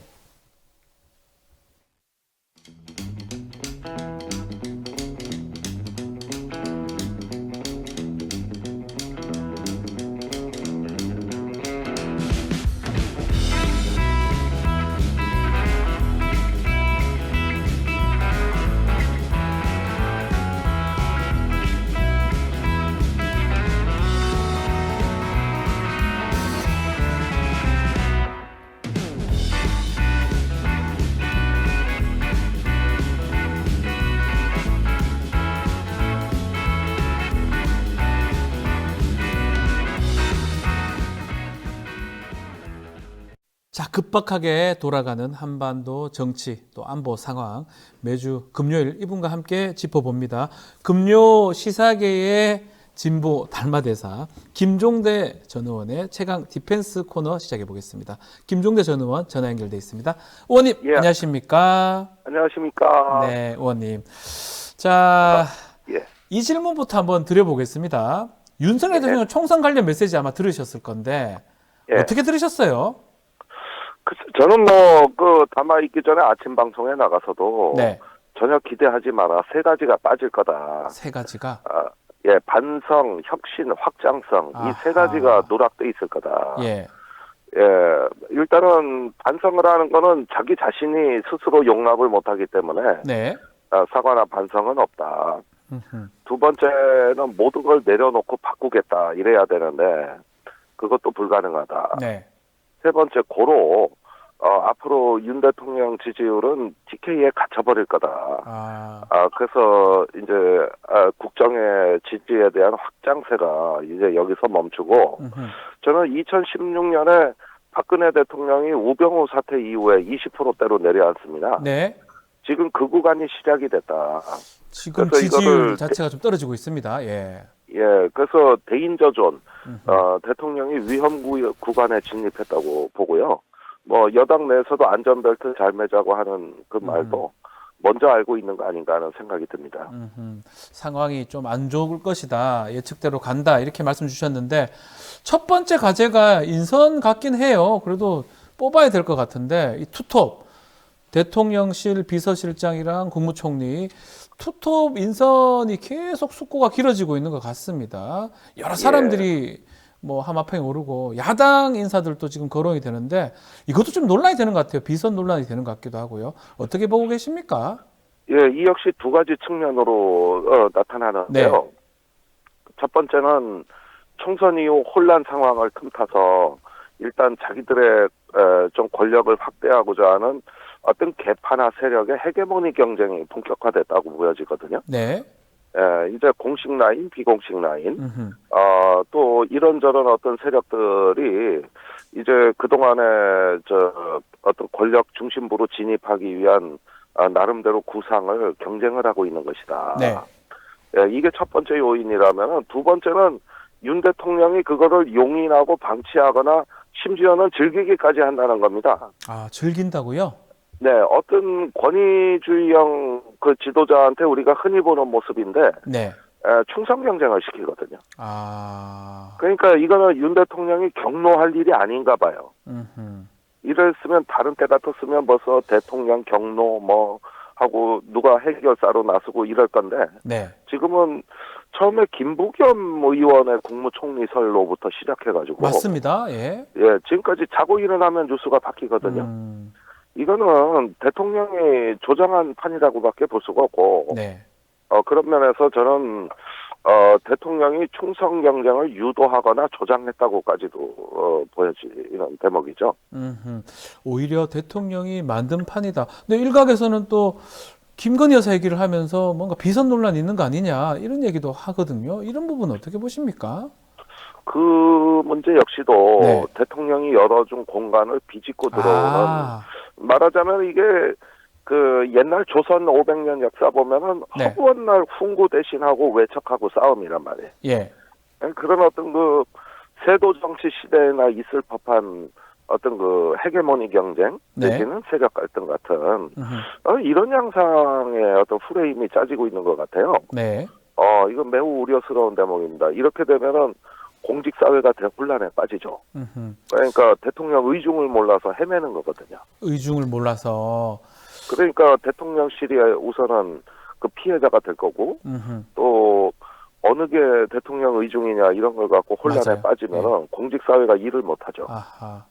또 하나 짚어봐야 될 게 홍준표 시장과 대통령이 만남을 가졌다고 하더라고요. 거기서 뭐 여러 인선 얘기도 했고 뭐 장제원, 김한길 얘기를 했다고 하는데 두 사람의 만남은 우리가 어떻게 봐야 됩니까? 예, 일단은 홍준표 그 시장이 네. 어떤 TK의 대변자 같이 나서는 경향이 있습니다. 아. 그런데 최근에 그 국민의힘을 보면은 마치 두 개의 당 같아요. 수도권 국민의힘과 수도권당. 예. TK의 TK당 두 개. 국민의힘과 예. 예. 그래가지고 핵분열하는 양상이 잠시 나타났거든요. 네. 근데 홍준표 시장 강연에는 한동훈 비대위원장, 전 비대위원장을 강력하게 비토하면서 맞습니다. 예. 어떻게 보면은 대통령한테 영남권의 어떤 의중을 정서를 관철시키려고 하는 거 아니냐. 더불어 또 뭐 차기 대권과 구도까지 보는 것 같고. 네. 이런 점에서 참 좀 노회한 중견 정치이긴 하지만은 굉장히 생각은 빠르신 것 같아요. 예. 그 혹시 윤석열 대통령이 홍준표 시장을 선택할 수도 있다고 이렇게 보시는 겁니까? 이제 본인이 강력히 고사했다고는 돼 있습니다. 네. 사실 제의는 하니까 자기는 아니고 다른 사람 뭐 장제원 의원 같은 경우 추천했다는 거 아닙니까? 예. 예, 그런 점에서는 뭐 이제 시장한 지 얼마 안 되기 때문에 네. 바로 본인의 등판할 시기는 아니라고 보는 것 같고, 그러나 참 재미있는 캐릭터예요. 네. 그 시장을 넘어서는 영향력을 발휘한단 말이죠. 네. 아하. 이런 점에서는 정권의 마쿠 실세 같은 이미지로 가고 있는 거 아닌가 하는 생각이 들어요. 알겠습니다. 혹시 당대표 도전할 수 있을까요? 홍준표 시장이? 그 문제도 지금은 아니라고 봅니다. 네. 그러나 이분은 뭐 본인이 나오거나 아니건 시도 때도 없이 막 개입을 하시는 분이기 때문에 예, 이제는 홍준표의 입이 판을 짠다. 이런 게 우선은 본인이 추구하는 목표 아닌가 싶어요. 알겠습니다. 자, 22대 원구성 협상을 두고 벌써 국민의힘하고 민주당 지금 좀 대립하는 양상입니다. 법사위원장, 운영위원장 모두 가져와야 된다. 이러니까 또 국민의힘이 국회 뭐 독단적 운영하겠냐, 뭐 여러 가지 얘기가 나오는데 민주당은 또 일각에서는 18개 상임위원장 다 가져와야 된다 이런 얘기도 하더라고요. 어떻게 예. 보십니까? 이번 원구성 협상이 이게 이제 굉장히 중요한 협상이 됐는데, 네. 저는 22대 국회의 첫 번째 국면은 특검 정국이라고 봅니다. 특검이다 이거는. 네. 예, 특검 정국이고 범야권이 특검 연대로 결속이 되는 음흠. 이런 국면이 펼쳐질 거라고 보기 때문에 뭐 운영위원회는 제가 이건 정말 뭐 야당하고 협상에 따라서는 이것도 가져와야 된다 그러지만 사실은 내줄 수도 있다고 봐요. 그러나 법사위는 안 됩니다. 법사위는 안 된다. 예. 예. 이거는 그 중요한 특검 법안들이 줄줄이 대기하고 있고, 예. 또 앞으로 대통령이 거부권 행사했을 때 국회 의안 처리 절차가 계속 이어지기 때문에 네. 법사위를 일단은 반드시 사수해야 될 전략 상임위로 하고 음흠. 운영위도 가급적이면 가져와야죠. 그런데 정치라는 게 뭐 그렇게 마음 먹은 대로 돼 있습니까? 왜냐면은 또 원구성이 지체되고 늦어지면은 이것도 특검 처리에 부정적 환경이 조성되니까 네. 예, 그래서 저는 뭐 법사위로 집중하는 게 맞지 않느냐 하는 생각이 들어요. 그 특검 말씀을 하셨는데 최상병 특검이 이제 가장 우선적이지 않을까 생각이 드는데 최근에 이종섭 전 장관이 공수처에 좀 신속한 수사 좀 해달라 이렇게 좀 촉구를 했는데 이종섭 전 장관의 요구는 어떻게 우리가 해석을 해야 됩니까? 이거는 이종섭 장관이 이제 반격에 나섰다는 뜻이거든요. 아, 반격이다 이거는. 네. 예, 반격이고 거기에다가 이 공수처 수사와 관계 없는 얘기까지도 예. 그 공수처에 보낸 의견서에 상당히 실려 있는데 자기는 특검 반대한다 이거예요. 그러면 특검 반대하는 얘기를 왜 공수처에 합니까? 그렇죠. 예. 아니 공수처에 의견서 10장 보낸 거는 네. 수사와 관계된 얘기면 충분한데 네. 공수처를 규탄하면서 특검을 반대하는 이거는 저는 이종섭 장관 의지가 아니라고 봐요. 아, 본인 뜻이 이거는 아니다. 이미 짜여진 계획대로 누가 통제하는 사람이 있는 거라고밖에 볼 수가 없는데 같은 날 그러니까 그저께입니다. 네. 이 의견서가 이제 언론에 공개된 모든 것이 다 바뀌었어요. 그날. 우선 이종섭 장관이 갑자기 공격수로 돌변했고, 예. 그러면서 그 국민의힘에서 그동안에 특검법에 찬성하던 사람들이 일제히 입장을 번복했습니다. 맞습니다. 예. 예, 대표적으로 조경태 최고위원 네. 같은 분. 예, 이제 특검 반대라는 걸 입에 올리지도 않고 거꾸로 언론에다 찬성이라는 입장을 입에 올리지도 않고 거꾸로 반대라고 입장 번복하기에 이르렀습니다. 예. 그래서 이제 국민의힘 내에서 특검 찬성자는 없습니다. 아, 지금은 한때는 없다. 20명까지 이탈표가 나올 거라고 봤는데 다 정리됐고, 그 다음에 해병대 사령부에서 네. 다가올 군 정기 인사에 원래 김계환 해병대 사령관은 퇴임하는 게 거의 대세였어요. 근데 여기서도 변화 조짐이 보입니다. 어떤 변화죠? 유임시키는 걸로. 아, 한 번 더 하는 걸로 사령관. 예, 지금 벌써 네. 해병대가 사령관의 유임을 전제로 월간 일정표를 바꾸고 있어요. 아. 이건 제가 다 취재를 한 내용이고. 예. 이런 게 일시에 다 일어나면서 정권의 그 일정한 뭐라고나 할까 최상병 특검 거부 무슨 결의 대회가 있었나? 아, 예. 갑자기 여당하고 정부 태도가 무슨 돌격대 같이 이렇게 재구성됐단 말이에요. 그래서 이게 대통령 담화 나오기 직전에 예. 그때 정리가 됐구나. 그러면서 이제는 아무도 특검법 얘기 안 하고 있고. 그러면 이번 21대 처리는 정말 어렵겠네요. 이게 재의결, 그러니까 거부권 이후 재의결까지는 비관적이에요. 아하. 그런데 그 자체도 예. 이 특검만큼은 눈에 흙이 들어가도 최상병 특검만큼은 못 받겠다. 이런 정권의 의중이 확인되는 거기 때문에 예, 일단은 법적으로는 어찌 해볼 도리가 없습니다만은 이 정부의 어떤 민낯이 드러나는 데는 나름 효과를 거둘 것이다. 결국은 21대로 2월 돼서 국민 여론에 압력에 의해서 네. 다시 재추진될 것이라고 저는 봅니다. 이준석 대표가 개혁신 대표가 그런 얘기를 했거든요. 특히 박정훈 전 대령 지금 박정훈 대령 재판 결과 어떻게 나오든지 간에 윤석열 대통령이 불리하다. 그래서 공소 취소하자. 이렇게 얘기를 했는데 요 주장은 어떻게 해석하십니까? 아니 지금 군사재판에서 이상한 일들이 자꾸 일어나거든요. 네. 재판 분위기가 너무 좋아요. 아, 지금 분위기가 좋다. 박정훈 대령 변호인들이 엄청 사기가 올랐습니다. 네.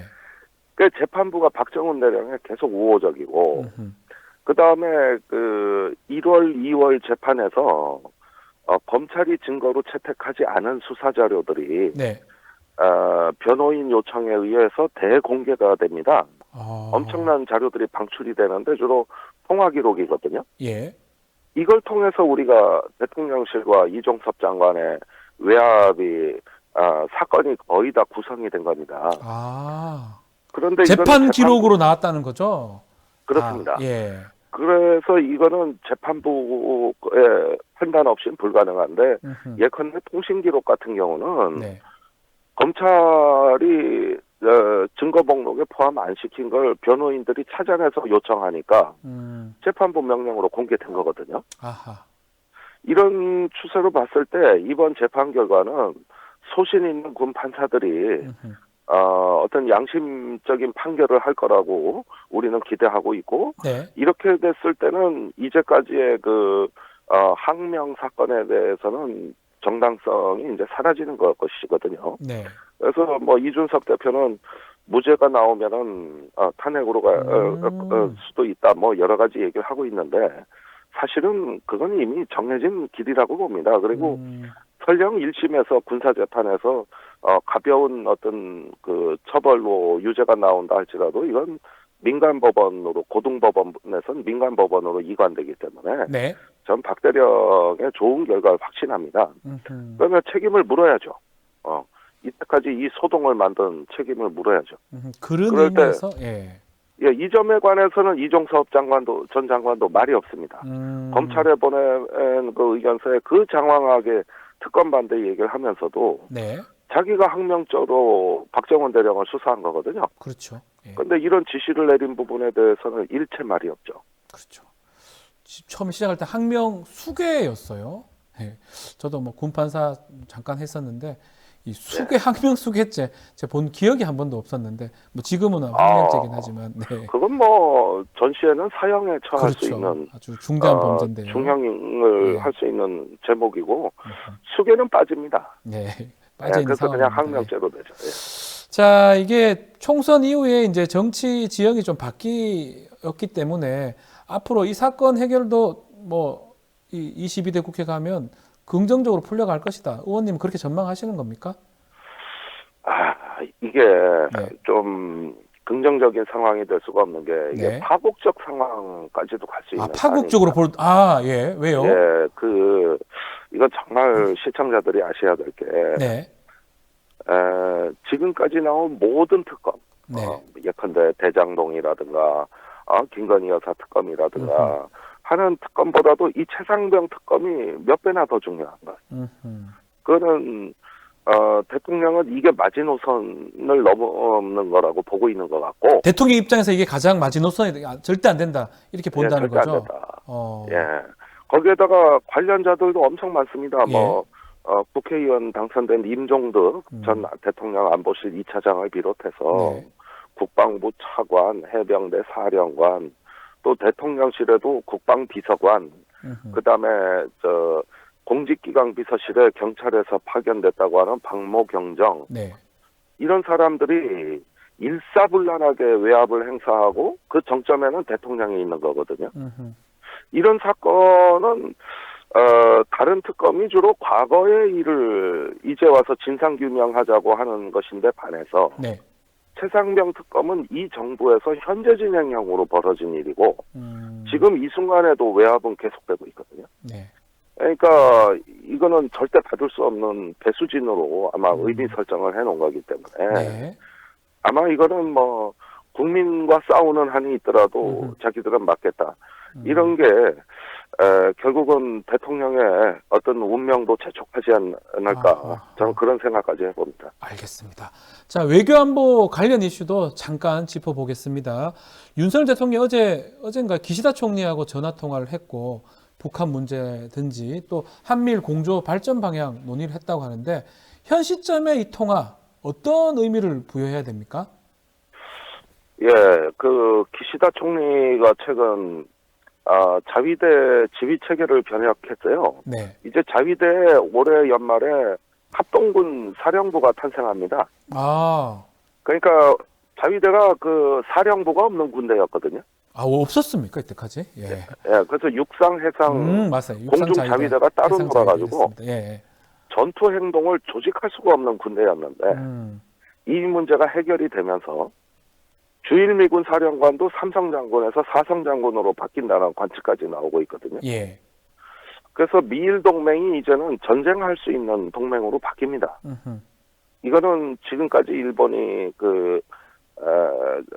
여러 가지 방위비를 늘리고 뭐 무기를 도입했던 것보다도 훨씬 중요한 변화인데 네. 이 이야기는 미국, 일본이 대만 사태에 합동으로 대응할 수 있는 준비를 갖춘다는 뜻입니다. 그런데 계속 한국을 재촉하는 거예요. 아직까지 한국이 응답이 없었거든요. 네. 그러면은 속내는 이거죠. 여태까지 한미일 한 거는 대만의 해협 사태에 공동 대응하자고 여태까지 안보 협력을 해왔는데 네. 맨 뭐 사이버 안보를 한다, 무슨 북한 핵미사일 대비를 한다, 무슨 뭐 또 공해상에서 인도 지역 지원을 한다. 이런 너절너절한 거 말고 이제 본론으로 좀 돌아가자. 우리가 애시당초 안보 협력하자고 한 인도 태평양 전략의 핵심은 예. 대만 사태다. 대만, 네, 중국과 네. 대만, 네. 이걸 올해 안에 자꾸 한국 정부로부터 답변을 듣겠다는 압박이 들어오고 있었고 최근에는 한국을 빼고 미일 간에 이 이야기가 깊숙이 진행되고 있었던 겁니다. 네. 그러다 보니까 한국 대통령을 독촉을 하는 건데 거기다가 한국 대통령 뭐 지지율도 낮고 선거에서 참패해서 이제 대답할 시간도 많지 않은 것 같은데 그러다 보니까 이제는 안보 협력의 내용이 달라져요. 저는 삼국이 이제 공동 군사 훈련을 계속해 왔기 때문에 네. 이제 그 목적을 분명히 하자. 우리가 왜 공동 군사 훈련을 했느냐? 이런 부분에서 한국 정부에 대한 압박의 시간이 왔다. 예. 자, 그런 상황에서 지금 독도 일본 땅이라 이런 주장 계속 하거든요. 이것도 압박 차원인 건가요? 우호적으로 가야 되는 거 아닙니까? 그러면 한일 간에. 아니 그러니까 지금까지 우리가 물에 반컵을 채워줬더니 자기들이 반컵 지금 해야지 되잖아요. 일본 정부가 보여주는 태도는 그럼 우리도 반컵을 채워주겠다는 자세가 아니라 우리가 채워준 반컵의 물을 마셔버리더라고. 마셨다. 그리고 다시 채워내라는 거 이런 식으로 지금까지 해왔어요. 네. 그러니까 이거는 일본 정부가 뭐 사악한 집단이라서가 아니라 그게 자기들 국내 정치에 유리한 겁니다. 정치적으로 그러니까 그런 걸 이용한다는 거네요. 그러면 일본에서도. 그렇죠. 지금 뭐 정부와 정부의 밀월 관계지 국민과 국민의 화해 협력은 아니거든요. 네. 오히려 반항 감정은 더 커지거나 요지부동인데 네. 그렇게 되니까 자기들 정치에 유리한 건 뭐냐면 한국으로부터 뽑아낼 걸 다 뽑아내서 이걸 국내 정치의 외교의 성과로 포장해내는 거 여기에 거의 뭐 재미가 들려 있다고 해도 과언이 아닌 거죠. 재미가 들려 있다. 자, 중동 소식도 한번 질문 좀 드려보겠습니다. 13일 밤이죠. 이란이 이스라엘 본토 공격을 했었는데 여기서 북한 기술이 좀 포함됐을 것이다. 탄도미사일에. 요 가능성이 있다고 분석을 내놓았는데 어떻습니까? 의원님? 예, 이란하고 북한은 오래전부터 군사교류를 해왔고 특히 기술은 주로 이란과 북한의 미사일 체계가 아주 유사하거든요. 그러니까 그럴 개연성은 일단 인정을 해야 됩니다. 네. 근데 여기서 우리가 알아야 될 것은 이번에 이란이 340발의 로켓을 발사했습니다. 맞습니다. 예. 예, 그 중에 170발이 드론이고, 샤헤드라는 드론이고, 20발이 순항 미사일이고, 예. 그 다음에 120발이 탄도미사일인데, 요걸 순서대로 발사했단 말이죠. 네. 그래서 이거는 그 러시아가 우크라이나를 공격하던 양상하고 똑같습니다. 그런데 우크라이나는 러시아가 이런 식으로 공격할 때 46%밖에 요격을 못하고 54%는 얻어맞았어요. 예. 그게 막대한 피해를 줬는데 이번에 이스라엘은 90%를 막아냈습니다. 네, 막아냈습니다. 그래서 피해가 거의 없었습니다. 그렇게 보면은 지금은 이란이 이제 이런 어떤 교전의 경우는 거의 분석을 하고 있는 상황이기 때문에 네. 탄도미사일은 종결자로 알고 썼는데 그것까지 막아내더라. 아. 근데 이건 이스라엘이 막은 게 아니라 미국, 영국, 프랑스, 요르단이 막아낸 거거든요. 같이 막은 것이다. 예. 예, 그래서 이런 교훈을 면밀히 봤을 때 이제는 극초음속 미사일이나 더 신형 미사일 쪽으로 군사 협력이 추진될 가능성도 있고 아하. 또 북한이 러시아하고 밀착하면서 왜 지역마다 똑같은 무기를 썼는데 결과는 다른가? 이런 점에 북한은 비상한 관심을 갖고 있죠. 네. 그래서 아마도 어떤 식으로든 조금 무언가 이란과 북한 관계는 단순한 군사 교류 이상으로 상당한 의미, 전략적인 의미를 앞으로 부여받을 것으로 좀 봅니다. 말씀처럼 그러면 러시아가 우크라이나 공격할 때 시스템하고 비슷하다면 러시아를 중심으로 이란, 북한 삼각적인 뭐 기술 협력 가능성이 있는 겁니까? 예, 이게 이제 말하자면 반미 연대인데 아, 미국 반미 연대. 예. 이게 김정은 위원장의 핵심 전략이죠. 그런데 지금까지 이란은 주로 무장단체인 헤즈볼라라든가 네. 후티 방군이라든가 이슬람 지하드 같은 이런 어떤 그 비국가 무장단체를 수적으로 거느려 왔거든요. 네. 그런데 이제는 좀 의미를 확장해서 러시아와 북한까지도 이제 교류선을 확대하는 이런 어떤 새로운 시도를 할 가능성이 높습니다. 그런데 때마침 이번에 이란이 이스라엘을 공격한 직후에 러시아에서 항공모함을 이동한다는 정보가 들어오고 있어요. 아, 항공모함을 어디로 갑니까? 글쎄 이게 아마 흑해나 지중해 또는 호르무즈 해협이 될 수도 있는데 아하. 이것도 무력 시위라고 봐야 되는데 아직 나타났다는 보도는 없거든요. 예. 그런데 러시아가 개입하려는 움직임을 보이고 있고 또 시리아 쪽에 러시아가 일부 주둔하고 있었기 때문에 네. 그 IS 격퇴한다는 데서는 여태까지 미국하고 협조를 해왔지만 이란 때문에 그 협력 관계가 깨지고 네. 이제는 중동이 다시 그 불안이 증폭되는 우리가 여태까지 봤던 것과는 전혀 다른 불안감이 조성되고 있다. 이건 앞으로 한국의 그 에너지 공급망에도 심대한 영향을 미칠 유류. 매우 예. 중대한 어떤 그 변수가 출현했다고 저는 봅니다. 또 하나만 좀 더 짚어보면 그 이란이 이스라엘을 공격했을 때 북한이 또 비슷하게 우리를 공격할 수 있잖아요.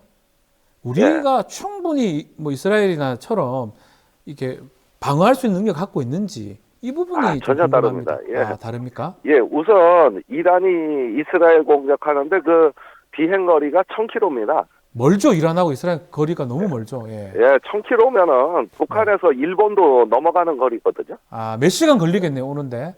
그렇습니다. 그러니까 아, 우선은 이번 공격은 주로 중거리 미사일로 때렸는데 우리는 뭐 북한의 단거리 미사일, 심지어는 대포의 사정거리에 들어가 있기 때문에 장사정포가 있죠, 저기. 예. 예, 그렇기 때문에 일단은 사용하는 무기 체계가 전혀 다르다. 아, 그다음에 이번에 이란은 지금 약 한 3,000발의 미사일을 비축해 놓고 있는데 예.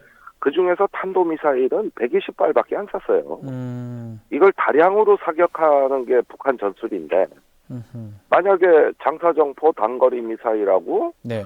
각종 탄도미사일을 섞어서 쐈을 때 아, 어떻게 막습니까, 그거? 막을 수 없습니까? 예, 이랬을 때 방어가 사실은 어렵습니다. 아, 게다가 이스라엘의 이번에 인구 밀집 지역이나 사업 시설이 아니라 공군기지를 타격한 거예요. 여긴 방어가 아주 잘 되거든요. 네. 근데 우리는 휴전선에서 40km 거리에 서울이 있고 그렇죠. 온 국토 천지가 다 그냥 수도권이다 접경 지역에 가까이 있기 때문에 이걸 이스라엘하고 비교한다는 건 넌센스다. 그런 만큼 이스라엘의 어떤 이번에 방어를 가지고 이제는 뭐 조금 우리도 북한에 어떤 거 좀 세게 나가도 좀 되지 않냐 이런 분들이 벌써 나타나고 있더라고요. 네. 근데 그거는 위험천만한 생각이다. 체계가 전혀 완전 사정이 다르기 다르다. 때문에 이걸 동렬해 보고 괜찮다 이렇게 생각하면 절대 안 된다 이 말씀이네요. 예, 그렇습니다. 지금 저기 북한이 군사분계선 일대 미사일 기지가 많습니다. 예컨대 동해 기대령 같은 경우는 아예 군사분계선 너머에 바로 있거든요. 예. 그러면은 거리가 뭐 불과 수십 킬로밖에 안 된다는 얘기인데 이게 어떻게 1000킬로 떨어져 있는 그 이스라엘 이란하고 같습니까? 완전 다르다. 완전 다르죠. 좀 전에 짚어주신 내용이요. 그 러시아 이제 항공모함 이동하고 있다. 아직 뭐 포착은 안 되고 있는데 그렇게 된다 그러면 유가 등등으로 지금도 뭐 쉽지 않은데 아주 어려운 상황으로 봉착할 수 있다 이렇게 전망을 하시는 겁니까? 그러니까 미국이 이제 그 가장 심혈을 기울이는 부분이 네. 그렇게 중동 사태가 악화되지 않으려면 이스라엘이 반격을 하면 안 돼요. 그렇죠. 예. 이스라엘이 공격받으면 반드시 반격하는 나라거든요. 이제껏 한 번도 안 한 적이 없잖아요. 이때 공격 당했을 때. 예. 과거에 이제 걸프전 때 사담 후세인이 스커드 미사일을 발사했을 때 대응을 안 한 적이 있는데 있긴 있군요. 예. 예, 그때는 미국이 사담 후세인을 다 제압해 줬거든요. 그런데 지금은 둘 다 안 됩니다.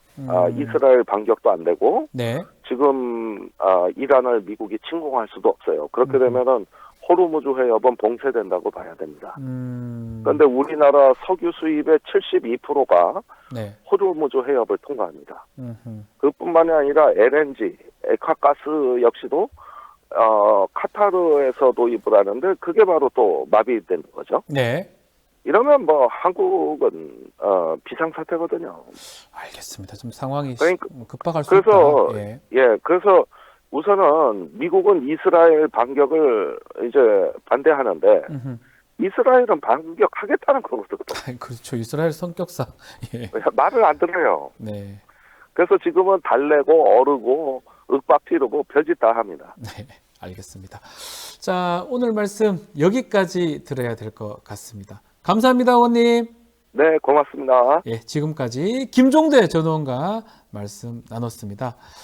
자, 뉴스 인사이다 1부 이제 마쳐야 될 시간인데요. 구독자 이벤트 하나 소개해 드리겠습니다. 박지훈의 뉴스 인사이다 많이 사랑해 주시길 바라면서 총 10분께 클래식 음악 공연 티켓을 드리고 있습니다. 지금 나가고 있는 화면에 22일까지 QR코드로 신청을 하시면 됩니다. 자, 잠시 뒤에는 뉴스 인사 프라임이 진행이 됩니다. 오늘은 문희정 평론가 알파고와 함께 하는 세계와의 K 코너가 준비되어 있으니까요. 어디 가지 마시고요. 잠깐만 기다려 주십시오. 잠시 뒤에 만나 뵙겠습니다.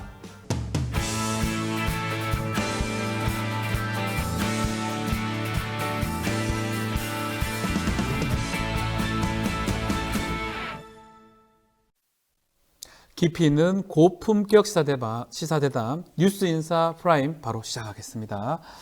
자, 매주 금요일 코너는 세계와 K입니다. 이 시간에는 세계 속의 한국, 또 우리가 알아야 할 세계 소식 이야기 나눠보겠습니다. 문희정 평론가, 알파고 신하 씨 기자 두 분과 함께합니다. 안녕하십니까? 안녕하세요. 네, 잘 좀 부탁드리겠습니다. 잘 부탁드립니다. 네, 알파고는 또 여기서 또 뵙네요. 네. 네. 괜찮으시죠? 예, 괜찮습니다. 그러니까 왠지 좀 불만의 말투가 좀 살짝 속 아니에요, 전혀 그런 거 없습니다. 네. 자, 오늘 우리에게 가장 가까운 나라 일본 이야기부터 먼저 해보겠습니다. 자, 현지 시간으로 지난 10일이죠. 워싱턴 DC에서 미일 정상회담이 열렸는데 이 내용 우리 평론가님께서 좀 설명 좀 해주십시오. 네, 그 일본 총리가 9년 만에 미국을 국빈 방문했습니다. 네. 그래서 10일 날 워싱턴 DC에서 바이든 대통령과 기시다 총리 간의 정상회담이 열렸고요. 여기서 그 두 가지 정도를 좀 눈여겨볼 필요가 있을 것 같습니다. 첫 번째는 미일 동맹이 역사상 가장 가까운 글로벌 파트너십으로 격상이 됐다라는 부분하고요. 그다음에 사실은 이건 우리한테 굉장히 안 좋은 부분인데 국방이라든지 안보 분야에서 협력을 정말 밀착하기로 했다. 요 두 부분입니다. 예. 특히 이제 국방 안보 관련해서는 첫 번째가 그 최첨단 무기를 비롯해 가지고 미사일을 공동 개발하고 공동 생산하자 이런 네. 얘기까지 된 상태고요. 또 하나가 그 이제 일본 같은 경우에는 자위대. 그러니까 사실은 군사 조직이라고 군대는 일본이 가질 수가 없잖아요. 평화헌법에 의해서. 그렇죠. 그런데 자위대라는 걸 가지고는 명목상 그러니까 원래는 전수방위, 일본이 공격을 받을 때 거기에 대한 방위만 할 수 있는 상황이었는데 기시다 총리가 들어서서 2022년부터 뭘 얘기하냐면은 적기지 반격 능력을 얘기를 합니다. 다시 말해서 적이 우리를 공격할 것 같아요. 라고 파악이 되면은 선제 공격을 하겠다는 얘기죠. 선제적 자위권 행사. 그렇습니다. 이 부분과 관련해서 당시에 굉장히 인근 국가들이 반발을 많이 했는데 바이든 대통령이 환영한다라는 입장을 발표를 했거든요. 네. 근데 이제 여기서 나아가서 총리하고 바이든 대통령이 만나가지고 무슨 얘기까지 하냐면은 그 자위대와 미군 간의 지휘 통제 체제를 업그레이드 하겠다라는 얘기를 하는 겁니다. 네. 물론 뭐 한미처럼 작전 통제권 자체를 뭐 미국이 가진다 뭐 이런 차원은 아니겠지만 어쨌든 이런 부분까지 그러니까 자위대를 미국이 거의 일본의 군대 조직으로 인정을 해주는 듯한 그런 모습이 보였기 때문에 이제 명실상부한 일본은 전쟁을 할 수 있는 보통 국가가 됐다. 평화 헌법 따위는 가볍게 무시하는 상황이 만들어졌고 그걸 전 세계의 만방에 보장해준 미국이 보장해준 그런 모습이 연출이 됐습니다. 미국이 인정해 준 거예요. 군대 사용해라. 이거 어떻게 보십니까, 알파고? 이건 어떻게 보는 거 너무 뻔하잖아요. 미국이 지금 예전에는 자기 혼자서 웬만한큼 2등, 3등 국가를 대응할 수가 있었는데 근데 이제 시간 흘러가면서 미국이 약해진 거 아니고 미국이 2차 세계대전 이후부터 있는 미국보다 훨씬 더 지금 강해요. 기술적으로라든가 등등. 근데 문제가 다른 2등, 3등 국가들이 너무 강해졌고 그 강해진 숫자들은 숫자가 많아졌어요. 그래서 한두 개만 강해졌으면 그래도 니네들 둘이 와. 혼자서 니네들 둘 나 혼자 한번 붙어볼게 하면 또 미국이 이길 수가 있으나 그 2등, 3등 국가 대안이 될 만한 국가가 너무 많아졌기 때문에 이제는 내가 혼자서 봐줄 수가 있어요. 이거는 못하는 거예요. 이제 다 이라크는 아니에요. 그러다 보니까 지역마다 미국의 말을 100% 듣고 미국의 군사적인 목표에 맞게 움직일 만한 일종의 뭐라고 해야 되나? 동맹, 나라. 대리, 마치 좀 약간 이란이 무장 정파들을 만들잖아요. 중동에서. 이제 미국도 이렇게 중간 관리자급으로 만들어놓는 중간 관리자급으로 동네마다 한 나라를 키워주고 있어요. 지역마다 나라 하나씩 해서 내가 의도하는 거를 좀 해달라. 그러다 보니까 지금 이 동네에서 미국의 제일 좀 약간 눈에 이상하게 보이는 나라가 어디예요? 일본이죠. 그렇죠. 그러니까 일본 아니고 중국이죠. 중국이 제일 좀 마음에 안 들어하죠. 근데 이제 중국 상대로 기울 만한 나라는 인구도 그렇고 그리고 역사적인 배경도 그렇고 예를 들면 오케이 예전에 뭐 조선하고 종나라 사이가 그렇게 좋지는 않았지만 그렇다고 해서 뭐 한국 사람들이 너무 좀 약간 미치듯이 중국 사람을 싫어하고 중국 사람도 한국 사람을 싫어하는 거 아니잖아요. 근데 아직도 일본은 중국하고 사이에는 영토 문제도 너무 크게 있고 왜냐하면 이제 일본 만들어 센카쿠 아일랜드인데 중국 만들 때 띠아디오이라는 그 섬 자체가 독도보다 더 크거든요. 센카쿠 열도. 그러다 보니까 지금 미국 보기에는 이 동네에서는 일본을 밀어줘야겠다고 판단할 뿐이에요.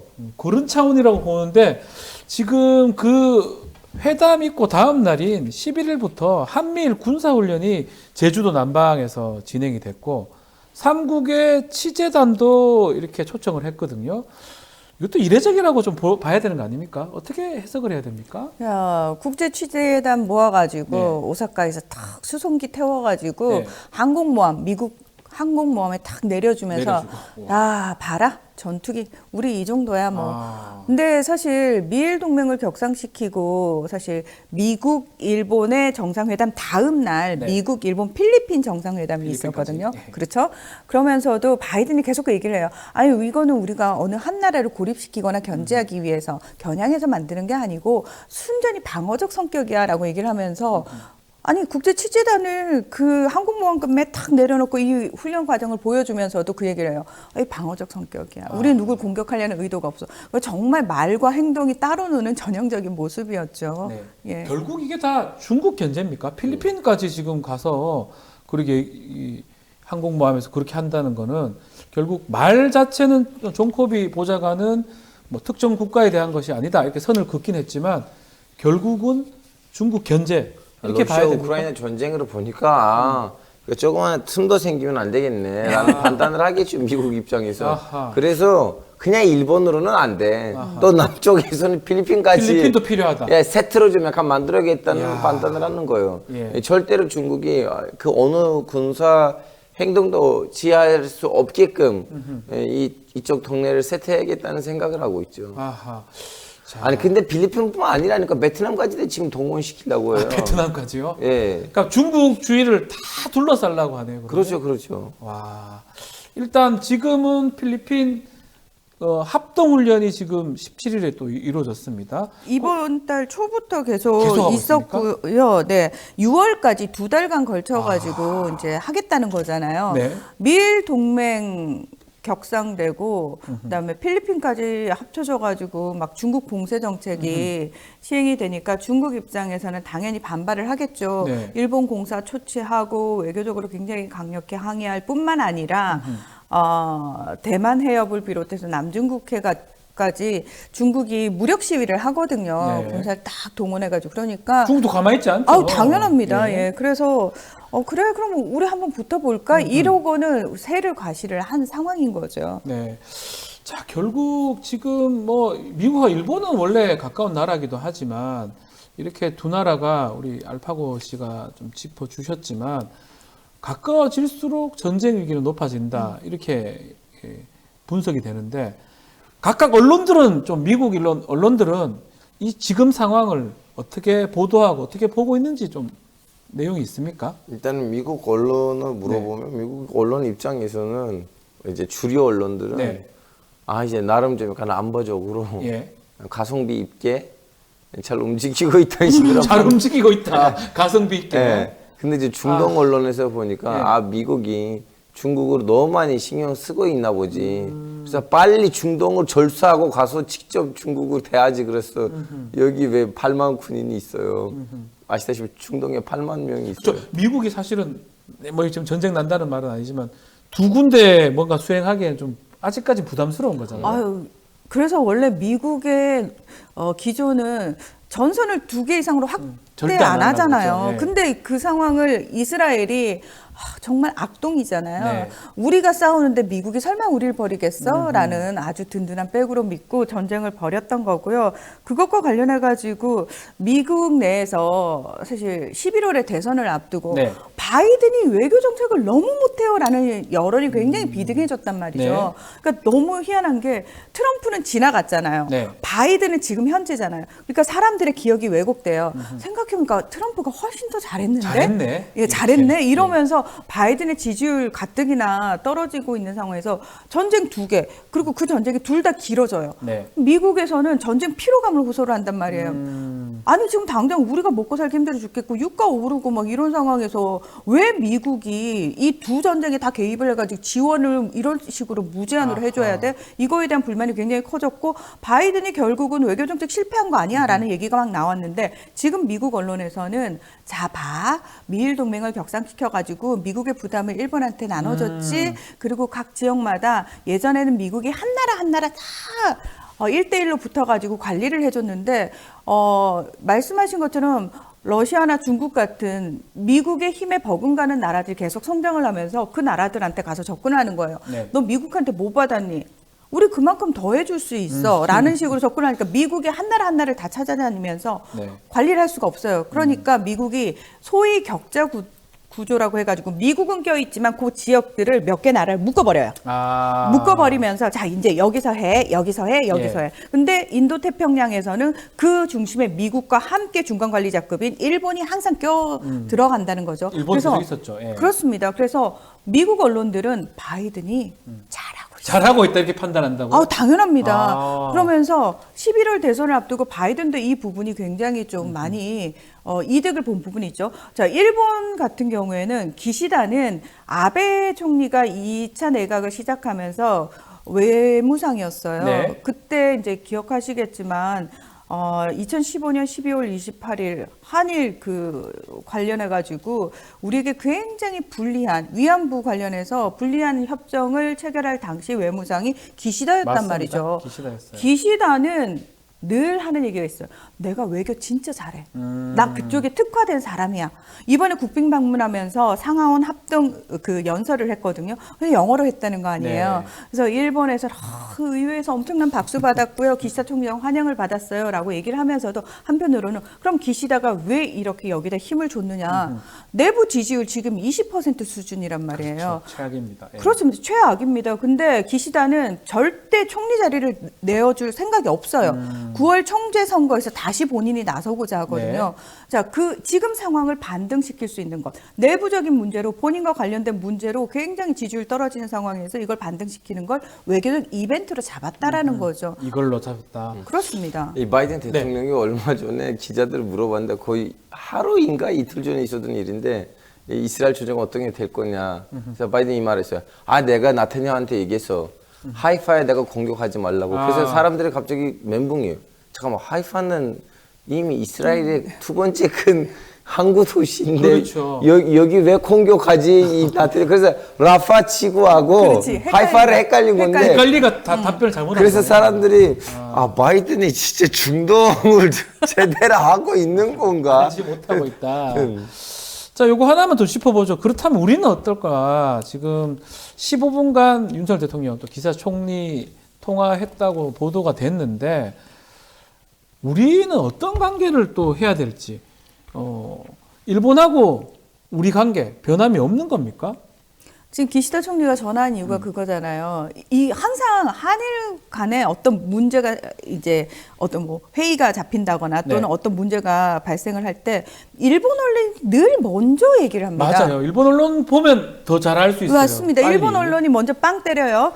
그러면 이제 우리나라 언론이 그걸 막 인용 보도를 그쵸. 하면서 대통령실 확인 전화하면 대통령실에서는 확인해 줄 수 없다예요. 근데 일본에서는 계속 후속 보도까지 나옵니다. 네. 그러면 나중에 한참 뒤에 대통령실이 발표를 하죠. 우리 이렇게 하기로 했어요.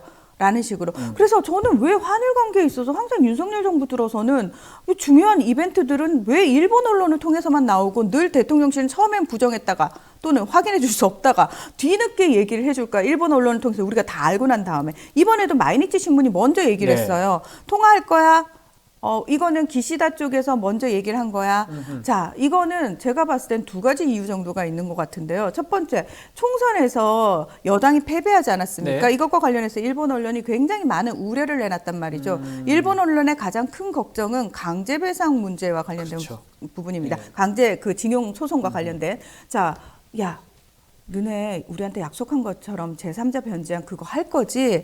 그거 한국 기업들이 결국은 돈 내는데 패배한 여당에 정부에 기업들이 돈 적게 내면 어떡해? 지금 소송 결과 계속 쌓이면서 재단 기금도 부족해지는 상황인데 요거 확실하게 제가 봤을 때는 윤 대통령한테 확인을 받은 부분이 하나 있고요. 예. 또 하나는 봤지? 미일동맹 격상된 거. 자, 니네는 우리 합으로 들어오는 거야? 그렇죠. 그냥 우리가 시키는 대로 하면 돼. 일방적으로 저는 통보를 했을 거고 한국 정부 측에서는 그냥 알았다. 걱정하지 마시라. 한일 관계는 변함이 없다. 제 기조 아시지 않느냐. 제가 봤을 땐 요 정도. 그런 정도 얘기를 하기 위해서 15분간 통화를 했을 것이다. 그렇습니다. 제 보기엔 그 중간에 번역 기간이 있어요. 뭐뭐 소데스 하이 와카리마시다 뭐 이것도 있으니까. 그러니까 15분 아니고 이건 한 7분 정도. 네, 통역해야 되니까 네. 두 분 다 한국말, 일본말 익숙하지 않기 때문에 알겠습니다. 좀 전에 얘기했지만 중동 이야기 좀 해보겠습니다. 13일 밤 이란이 이스라엘 공격했고요. 이게 지금 약속대련 아니냐 이런 얘기도 있는 것 같아요. 알파고 기자가 이란하고 이스라엘 이 상황 좀 시간 순서대로 한번 좀 정리 먼저 좀 해주십시오. 일단은 이때까지는 이란하고 이스라엘은 그림자 전쟁을 했어요. 그림자 전쟁에 규칙이 있어요. 직접 때리는 거 아니에요. 중간에 있는 단체들이 때려야 돼요. 그렇죠. 그래서 이란이 그동안 이제 중동에 있는 무장 단체들을 이용했고 한국 언론에서 잘 나오진 않지만 이스라엘도 이란 안에 있는 소수민족들의 독립단체들이 있거든요. 뭐 아제리족이라든가 팔루주족이라든가 이거 다 위키릭스에 나왔던 얘기들이고 모사드는 그 사람들을 꼬셔가지고 뭐라 할 수 있게끔 만들어 본 적도 있고 그리고 아시다시피 이제 대사관 공격이 있었죠. 네. 이스라엘 시리아에 있는 다마스쿠스에 있는 이란 대사관 공격. 예. 사실은 이 대사관 공격도 예전에 없는 건 아니었어요. 이란도 이스라엘 대사관으로 건들린 적이 있어요. 사람 많이 죽었어요. 특히 92년 때 아르헨티나 대사관 공격 때. 예. 근데 또 역시 그림자 전쟁의 논리. 본인 하면 안 돼. 중간에 있는 단체가 해야 돼요. 그래서 92년에 아르헨티나에 있는 이스라엘 대사관 공격도 레바논에 있는 무장 단체들이 한 거였거든요. 근데 이번에 다마스쿠스에 있는 이란 대사관이 이스라엘 안에 있는 네바팀 공군 기지에서 이륙했던 전투기들이 가서 직접 공습하고 온 거예요. 더군다나 또 이제 이거는 우리 직접 때렸는데 말이 나올 것 같아가지고 이러면 안 되겠다고 해서 또 말을 포장을 해. 말장난. 이거는 대사관 아니야. 여기는 전쟁 지휘관이에요.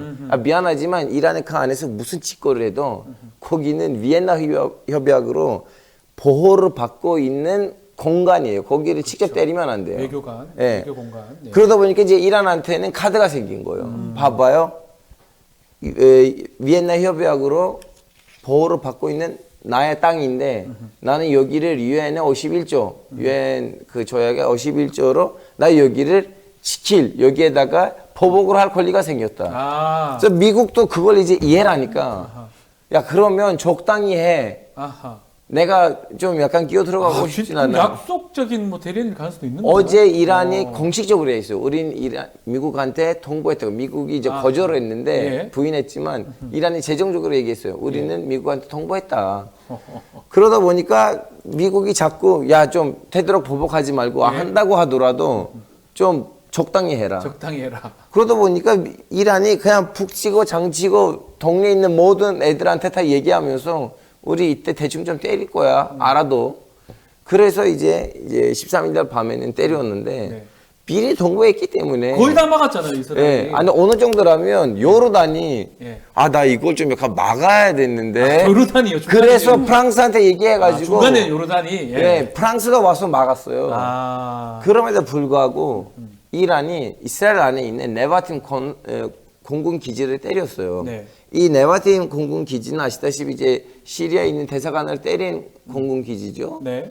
근데 이란의 모든 이 드론들하고 미사일들이 다 테브리즈에서 갔는데 유일하게 이스파한에서 가는 미사일들이 있었어요.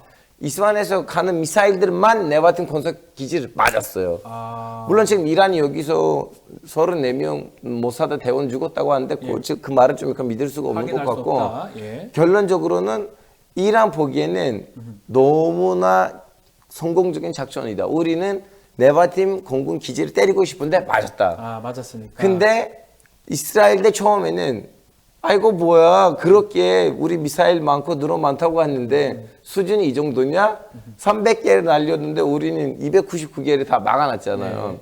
근데 시간이 좀 흘러가니까 이스라엘 보기에는 이란이 성공한 것 같아요. 왜냐면 미국이 이스라엘한테 이걸 빅토리, 승리로 가지고 가. 이란이 막 난리치고 300개 날렸는데 하나 두 개만 맞았잖아요. 네. 이거는 승리예요. 죽은 사람도 물론 다음에 이제 아기 하나 이제 파편 때문에 이제 죽었긴 하지만 그 사람은 아랍 사람이었어요.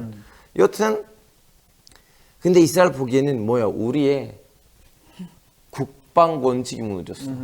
무조건 당하면 보복하잖아요. 하고 그리고 더 강하게 해야 되는데. 더 강하게. 근데 미국이 2배, 3배. 그래서 지금 서양 국가들이 또 혹시나 또 뭘 하려고 하면 적당히 해. 안 하면 이번에 우리는 막아주지 않을 거야. 지난번에 다 막아줬잖아요. 근데 미국이 나 안 하겠다고 했는데 이제 여기서는 이스라엘이 겁이나 빠진 거예요. 내가 또 가서 이란한테 뭐라면 또 이란이 이럴 건데 그러니까. 미국 다 막아줄 거냐. 근데 역시 영국이 영국했다. 네. 그래서 영국했다. 예. 네, 데이비드 카메론 며칠 전에 왔거든요, 이스라엘에다가. 아하. 우리가 얘네들이 이해한다. 보복 공격을 해도 오케이. 근데 좀 약간 적당히 해. 알았어? 우리 너 옆에 있어.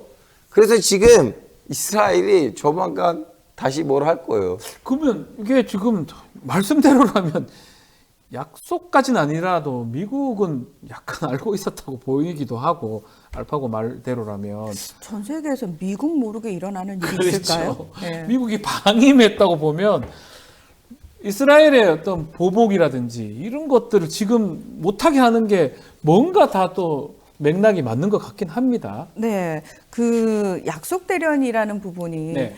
사실은 미국, 영국, 프랑스, 요르단이 다 막아줬다는 거잖아요. 그렇죠. 결국은 이스라엘 하늘까지는 도달 못하고 그 중간에 있는 다 나라들 다 하늘만 네, 했다는 굉장히 거죠. 시끄러웠다라는 거 예. 아닙니까?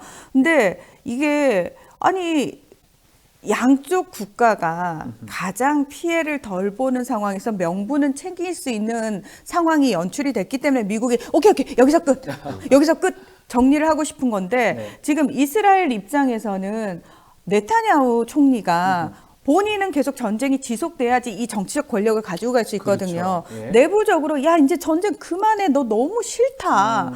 네 재판 지금 3개 진행 중인데 그거 막으려고 총리 자리 결국 연연하는 거 아니냐. 너 때문에 이스라엘 인질들이 죽어가고 있고 지금 국제사회 여론이 이스라엘에 너무 안 좋지 않느냐. 그래서 퇴진 운동도 벌어지고 네. 있는 거잖아요. 근데 네타냐후는 또 한 축이 뭐냐면 본인과 연립정부를 구성하고 있는 극우 정치인들이 무조건 강하게 해야 된다라는 걸 강조를 하고 있는 상황이에요. 근데 밖에서는 때리면 가만히 안 놔도 이런 분위기에 서 있다는 거죠.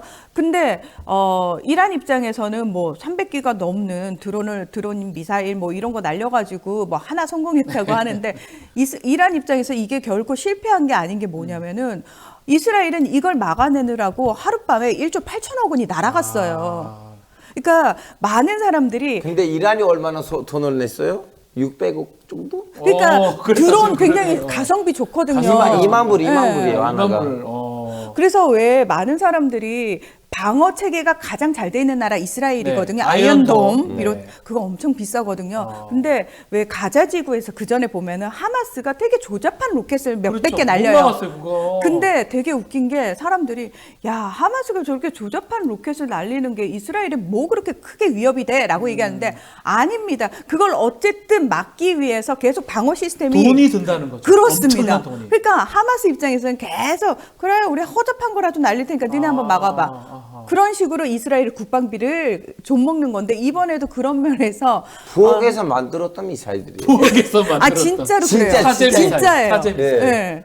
그런데 그래서 그 방식으로 이란은 지금 성공을 한 거죠. 이스라엘은 속에서 지금 부글부글 끓고 돈은 있는 돈대로 겁니다. 다 쓰고. 그렇습니다. 그러니까 중요한 거는 앞으로 이스라엘하고 이란하고 계속 싸울 수 있는 겁니까? 어떻게 보십니까? 아 이거는 지금 각각 계산이 달라요. 지금 국방부 쪽에 있는 그 전직 군인 이제 전시 내각에 있는 분들도 있는데 네. 이분들 보기에는 우리는 대응을 해야 되는데 너무 빠르게 대응할 수가 없어요. 왜냐하면 너무 빠르게 대응하면 서양 국가들이 우리한테 좀 적당히 대응하라고 하는데 우리의 지금 국방 원칙이 무너졌기 때문에 우리는 대응을 한다면 국방 원칙을 복지시키면서 대응을 해야 되기 그렇죠. 때문에 엄청 세게 대응을 해야 되는데 지금 우리의 이제 서양 동맹국들이 그걸 원하지는 않는다. 네.